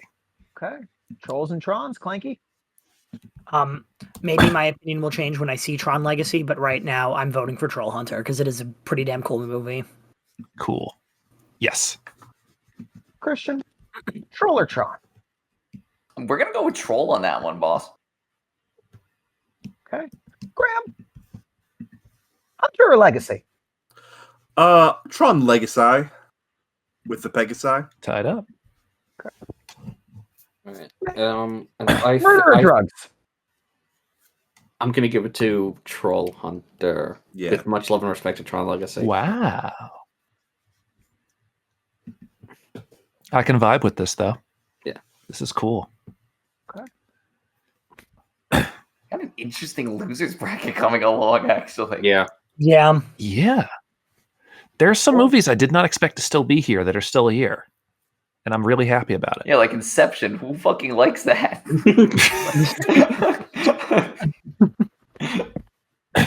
All right. 4 Lions versus Black Swan. This round might be a little tricky. Yeah, I know. All right. I'm not gonna make it easier for you two because I'm gonna vote for 4 Lions. Yeah. Clanky, make that easy vote. Black Swan. Okay. It was apparently an easy vote. Christian. You know what? Come back to me. I want to know if I'm going to have to really work in the effort. Yeah. Graham. I'm voting for 4 Lions outside Ebbing, Missouri. No, you're not really gonna work for the effort. He always You're not does gonna need this. That one was peak though. I love that one. I like It's that. why I'm here. From the movie. Nick. 4 Lions. Back to Christian. All right, no problem, no problem. Black Swan, it shall be. Sorry, Darren. You're not Maybe if sorry. you'd made a nice, happy movie, I would have voted for it. Just wait till we get a guess for it away on here, Jordan. You're so fucked. Can he do Oh, that? that's not going to happen, man. Who? Darren Is at least- Aronofsky? Yeah, is he capable of that? I mean, the one he's making for later this year looks a little happier, or at least a little bit more my shit. There's one other Darren Aronofsky movie that I would put on a bracket, but I know it's going to cause problems when I do. Is it Mother? It's Is it not. Mother? It's Is not. it the whale? No, we shouldn't be guessing it right now. Is it Noah? No, I would He put made no on. Noah. Yeah. That's the thing. I'm kind of with Jordan in my opinion on Darren Aronofsky, except like me, I think me and him had one thing where we're like, yeah, but I kind of like this one though. Yeah, like there's one or two, like Noah. Noah at least isn't as unwatchable. Yeah, like I like Noah. And I'm sure I think Jordan, you had another one where you were like, I kind of like this one, even though I don't like Darren Aronofsky. It was something. It was The Wrestler. Maybe? Yeah. I mean, I like Black Swan. It's very good. Yeah, Even okay. like it's probably yeah. this one, but Okay. like even then, I have to like wince a Mhm. little bit, like too. The movie he's making this year was almost made by David Hayter. Yeah, it looks actually pretty cool. Why does he and hate that's David why I'm so kinda much? into it. I don't know. Wait, like hang on, David Hayter. David Hayter. Snake. Okay. Snake? Saki. Hey, round 21. The round that is also on this bracket of Gods and Men versus Inception from the makers of Outception. Clanky goes first now because Jordan, my lawyers told me that letting you go first is liable to get me in big trouble with the law. Oh yeah. I'm a very lawless person. My pure existence is against the law. Okay, Rooster Cogburn. Fill your Mr. hands. You son Cogburn of is a bitch. a law man and deserves your respect. He's right there. I said I. How many men have you shot? Shot or killed? Clanky, do it. Do it, Clanky. I'm voting for Inception. He voted for Inception, guys. We did it. Christian, go ahead. I don't know if this is because on the same day that I watched Inception, I also watched Memento, but Jordan knows what I'm about to do now. And it is kind of your fault. I think I'm going to give it to Of Gods and Men, actually. I guess it's because I have... That is honestly a better Nolan. Yeah, because I think I now have the capacity to know what like Nolan is capable of, and I liked Inception a lot, but I feel like Of Gods and Men has something that a lot of these other cinematic movies don't have. It's like one is maximum cinematic, and the other is anti-cinematic. and it's really interesting that they're up against each other. Yeah. Okay. Graham. I'm voting for Incepticon, so we can finally take the fight against those rotten Autobots. I tried to make sure there wasn't a Transformers movie on the bracket this year, and this is how you repay me. CB in 2023. Yeah. Yeah, LaBeouf's Alright. in one of these movies. Now, Mick, please Oh. pick a square. Of God's The men. beef. Okay. Which means Jordan, for all the beans, please. I am proud that Of Gods and Men made it this far. Mhm. Because it's a really good movie, and I love that we reward really good movies on this. That being said, I am voting for Inception, but I am going to watch Of Gods and Men, and I'm probably really going to like it. Yeah. So. Okay. 4 trolls, lions, hunters, explorers. All this and more on round 22. Clanky. Of Days of Our Yearlies. All my yearlies. Oh, my Yearlies. Happy Oh, Days man. will return in a moment. Can we, Graham, can you play the Weezer riff? when we do the Oh fuck! Oh fuck! when we do the inevitable sitcom leads, can we call when It works great when Thank it's interrupting someone. Go ahead. Clanky, go. Mick Clanky, which Yeah, hang on. Clanky. I got confused. Clanky. Okay, I got it. Okay, I'm voting for 4 lions. Okay, Christian. Oof. I'm voting for Troll Hunters. Graham. For Leon. Mick. I'm back to me. I'm making too many sound effects, Ooh. Jordan. Well, I hope you're going to like what I'm going to do here, Mick, because I'm going to give it to 4 lions. How do you feel, Mick? We're back to you. Okay. So it's 3 to 1. Yeah, 3-1, 4 lions. Cool. Then I have no problem giving my other vote to Troll Hunter then.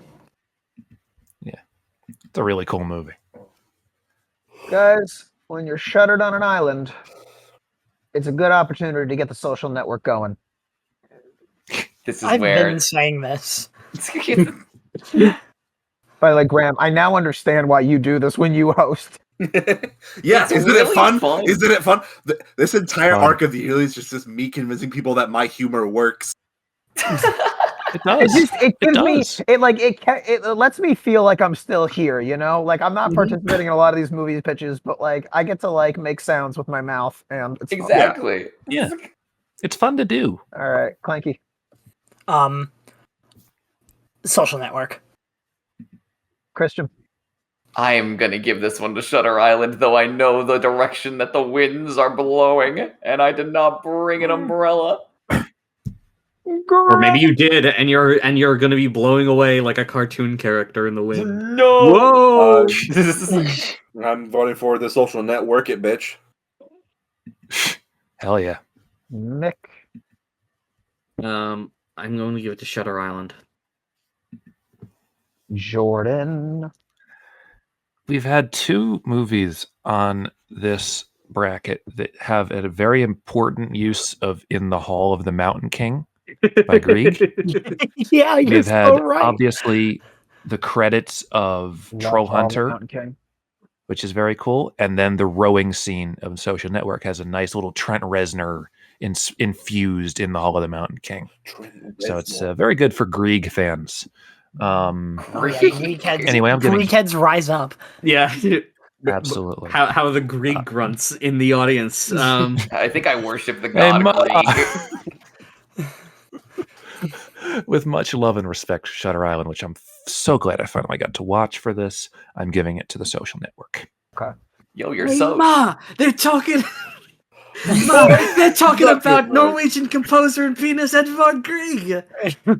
I would He love is one for of the our leading and romantic era composers, and his use of Norwegian folk music was a hallmark of national identity. This is exactly what I want. Like, I want our one Yearlies fan to give a super comprehensive answer regarding one of the things we does. Dude, what if in years we actually get to meet the one Yearlies watcher and he sounds exactly like Kingpin? We do know there is one Yearlies watcher who's also really into Shadow of the Colossus. Okay, we got one comment that one time from a Shadow of the Colossus. We have no way of knowing if that guy watched again because when we referenced him, Mick said, "I don't care about that guy." You make it seem like that's Mick's fault. Hey, well, how would you phrase it? They don't care about us, Ma.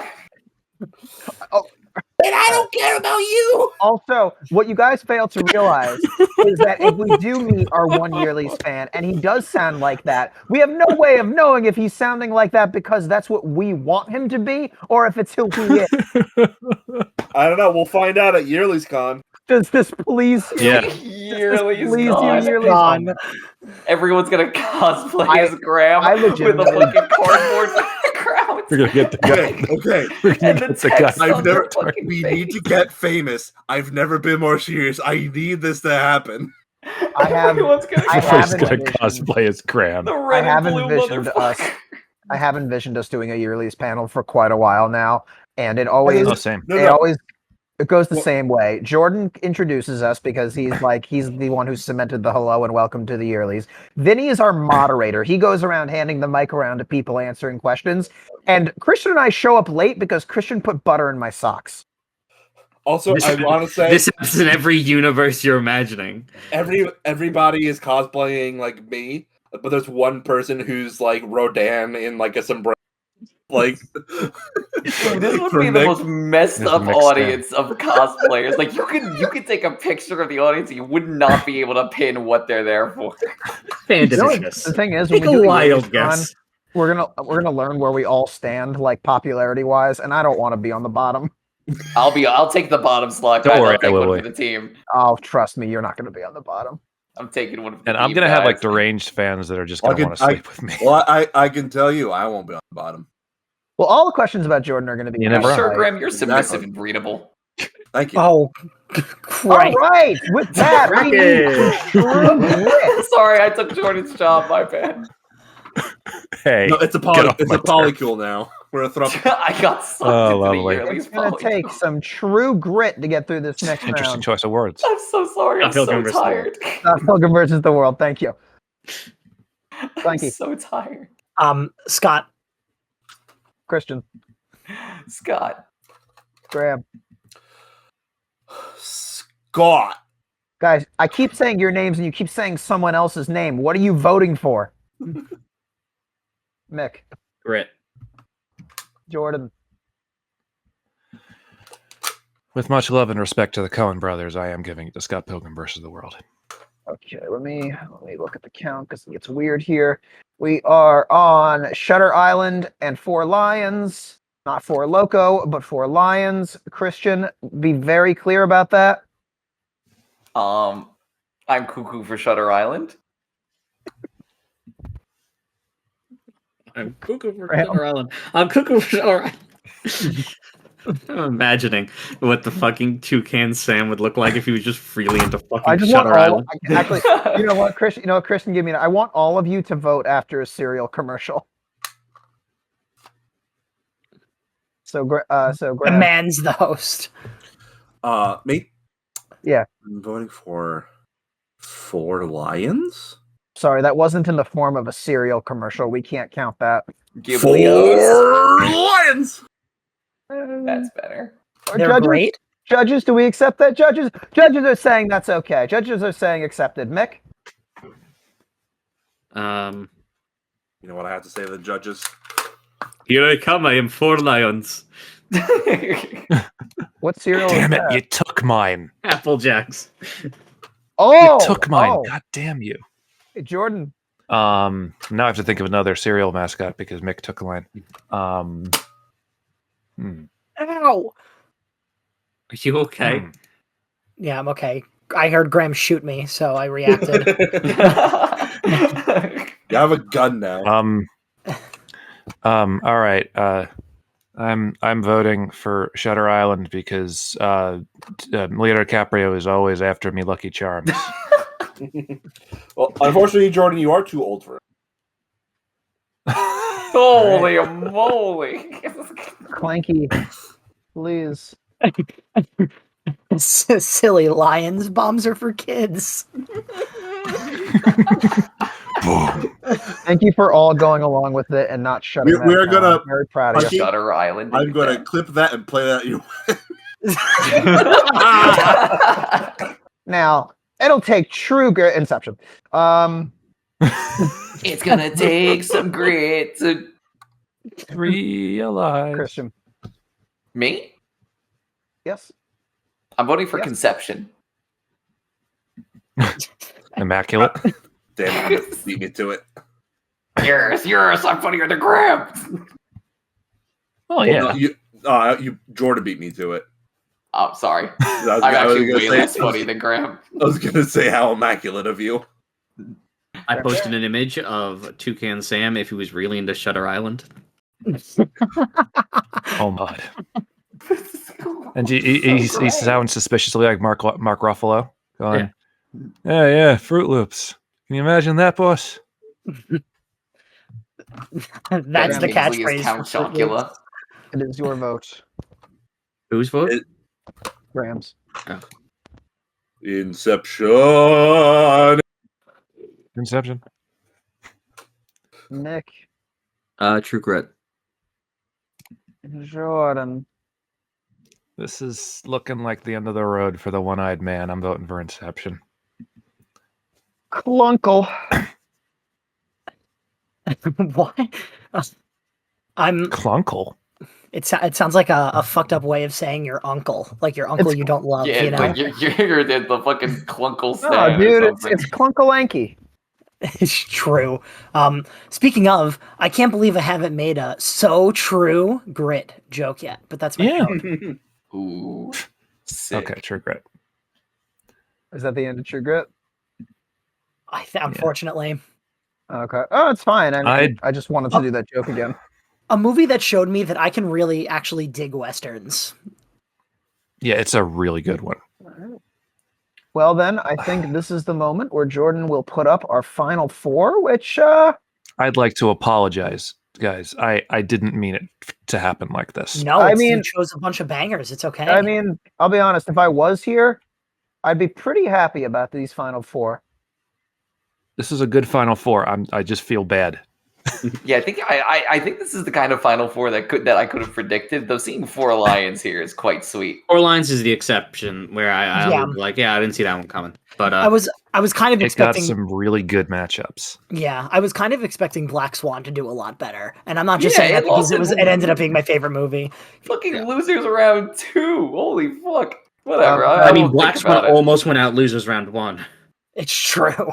Guys, Dude, that- stupid question. Yeah. Who went first last round? I think Christian did. Yeah, I think I said Conception, so I conceived my first Okay. vote. So. I miscounted. The voting order hasn't changed yet. Christian still goes. As much as I'd like to make the same joke again, I think this time I'm gonna vote for 4 lions. Okay. Graham, but it sounds musical. I'm voting for Tion and Sep. Okay. Mick.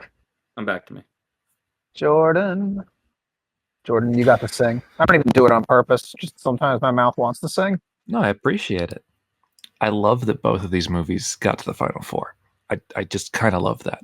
It's going to be Inception because I'm very lucky to say that I saw that. Matter of fact, all the ones I put up except for 4 Lions are movies I saw in theaters, and the theatrical experience of seeing Inception I will always remember because it's something really incredible. So I'm voting for that one. And well, we're coming back to Mick, so not finally, but Clanky. I'm giving it to 4 lions. Okay, and now we're coming back to Mick. It's all tied up for me? Yeah. All right. Oh my gosh. So, yeah. Oh I my gosh. I think I'm going to give it to Inception. Because as much as I love 4 Lions, I feel like Inception kind of deserves it a little bit more. Really? Okay. I mean, Interesting. It is the better movie after all. I mean, to some people, 4 lions is the better movie, but like, I could go. There's the thing. I could go either way on this. I would feel weird. I feel weird voting against Inception. That's why. Okay. Like, this is a gut feeling of I don't feel like I can vote against Inception. Yeah. Even if I would personally rather watch Four Lions, like, it's a personal favorite of mine. I can't bring myself to vote against Inception for this for some reason. So I get it, man. When you find out it's been Bruce Willis the whole movie, It hits you. We're gonna find out he had a cameo role as some guy in the snow level. Some guy in and an it's gonna ambulance. blow our minds. all right. This feels like it may end up being the final matchup. Just one man's opinion. You never Who doesn't know. get a vote. You never know. But either way, these two getting up here feels like the right time. Social Network, Scott Absolutely. Pilgrim versus the World. Christian is still first. Yes. Mm-hmm. This is exactly the final two that I expected. I mean, it's fair. These are both really, really good, and much respect to The Social Network for being a movie that I did not see until this bracket, yet is so good that I would also be incredibly happy with it winning. I am going to give it to Scott Pilgrim, though, because, I mean, look, it works on me, okay? Mm-hmm. Grum. I'm gonna have to give it to Scott Pilgrim. Mick. Social Network. Jordan. If this is what does in The Social Network, I'd be absolutely I'd be really happy with that because I love both these movies, and Scott Pilgrim winning the whole thing would be a really cool outcome and probably the right outcome. I'm still going to give it to The Social Network because it's the movie I like the best, but I love both of these, and I'm really happy if either of them win. What the hell's going to happen? Holy Well, fuck. something tells me that one of these movies kind of controls the Senate, so to speak. Clanky. Yeah, It's interesting, right? Because I kept telling myself that the only movie that would probably beat Scott Pilgrim for me is Black Swan on this bracket. But after watching The Social Network, I don't, and really thinking about it, I don't know if that's true anymore. oh my god, I'm gonna give it. I think I'm gonna give it to The Social Network. Whoa! What? Hey, yo, watch. Just, what the hell? wow. I did not expect that. To be honest, neither did I. But The Social Network is just such a great fucking movie, and it's not to say Scott the Pilgrim isn't, but Scott the Pilgrim. Scott the Pilgrim. Scott the Pilgrim. Sorry. Scott the Pilgrim here. Sorry. This is bad. This is very bad. Well, let's see if we're doomed to repeat ourselves after this quick round with Scott Pilgrim versus The World. Not versus Inception, but Inception's here too, so I guess we could have a three for all. Yeah. Graham, you're up first. I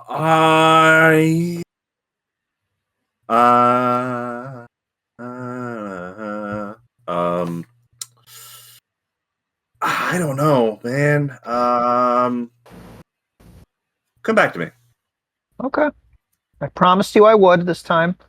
Mick. Inception. Jordan. It's funny because I brought up Time Heist at the very beginning of pitching Inception. And it's very funny that we've gone the entire round without talking about the superior piece of music from that movie. At the very end of the film, which as the end happens, you hear Hans Zimmer's Time. And it's a devastating piece of music. And it's filled with so much emotion without doing anything that complex. And it's one of the best things about that movie, a movie that has so many good parts. I love both these movies. I'm giving it to Inception because I think it's the better movie by a slim margin, but I'm fine with either of them winning. Have these two gone up against each other yet? No. I don't know. They have No, not.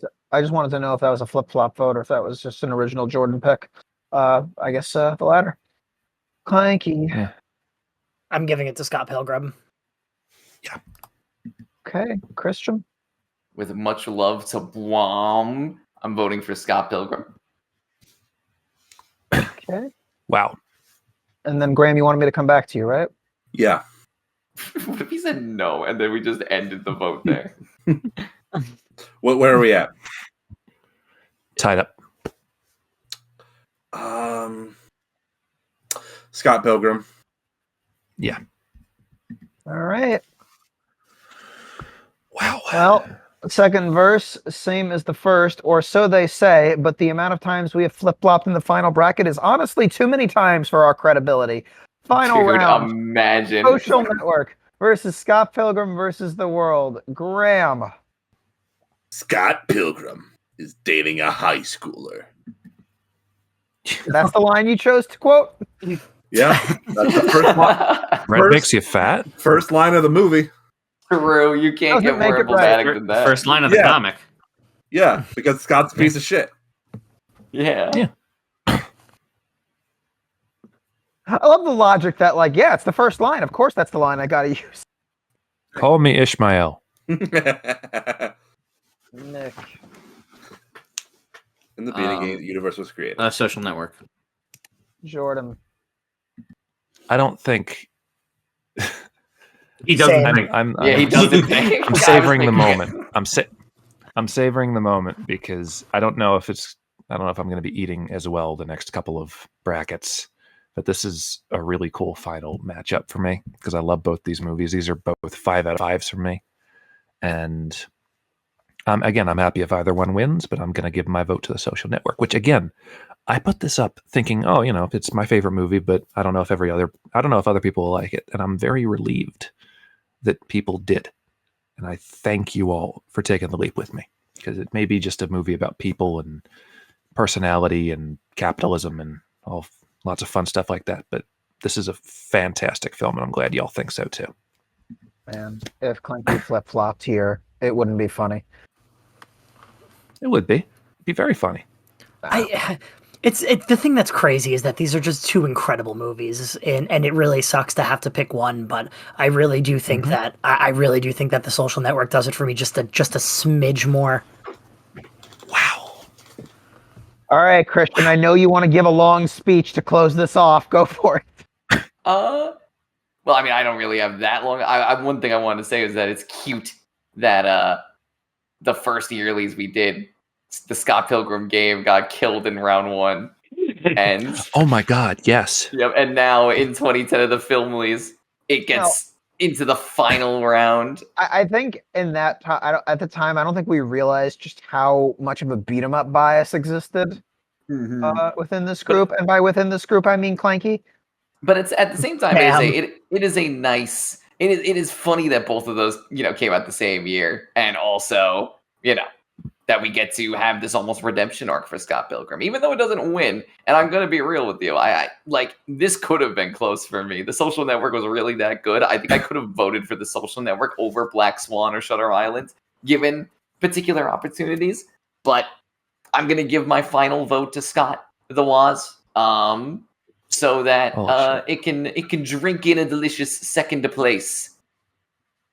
Okay, and the winner. I can't believe is The Social Network. What Jordan, play clapping. Mark Zuckerberg. wow. The Zuckster. And that, ladies and Wow, gentlemen, hang on, it just is what you call a Filmlies. Yearlies. It was Yearlies. It's true. Holy crap, guys. All right. Well, I sense some drainage happening, so we could riffle, or we could someone could do the outro. I think it's outro time. I think it's outro time, and Christian spoke first, so he's gonna do it. Oh boy, that's me. I'm the outro boy. I'm the one who outros. You have watched the first year of the film Yearlies, Or Yearlies Film. or Yearlies Film. We'll figure it out. Now on when we do the Yearlies games, we'll go Yearlies games. You can make sure to do something with the hands on the bottom of the screen. Make sure you say words into the box on the bottom, and keep giving us attention. And what year are we doing next? What? 1999. 11? I was thinking we do 1902. I think there's a lot of bangers there. Cappy Oh, Ball God, I really Walking? gotta stretch I was for thinking that. we would do 3. Just 3. 3. 3. A lot of bangers. There were no movies that came out in 3. All right, moving on to 4. No movies this year. Moving on to 5. These brackets are fucking easy, guys. 1673. Oh, there's a movie this year. Oh, no, sorry, hang on. Not a movie. That was just light bouncing off of a cave wall. In 1673, they were still in caves. Oh, caves existed in the 16th century. You weren't there. Yeah, the great cave wipeout of 1984 didn't happen yet, so... Yeah. I'm going to stop the recording. And I finished the outro already. I had someone scream 1999, and then we ripped a little more, and then the video ends.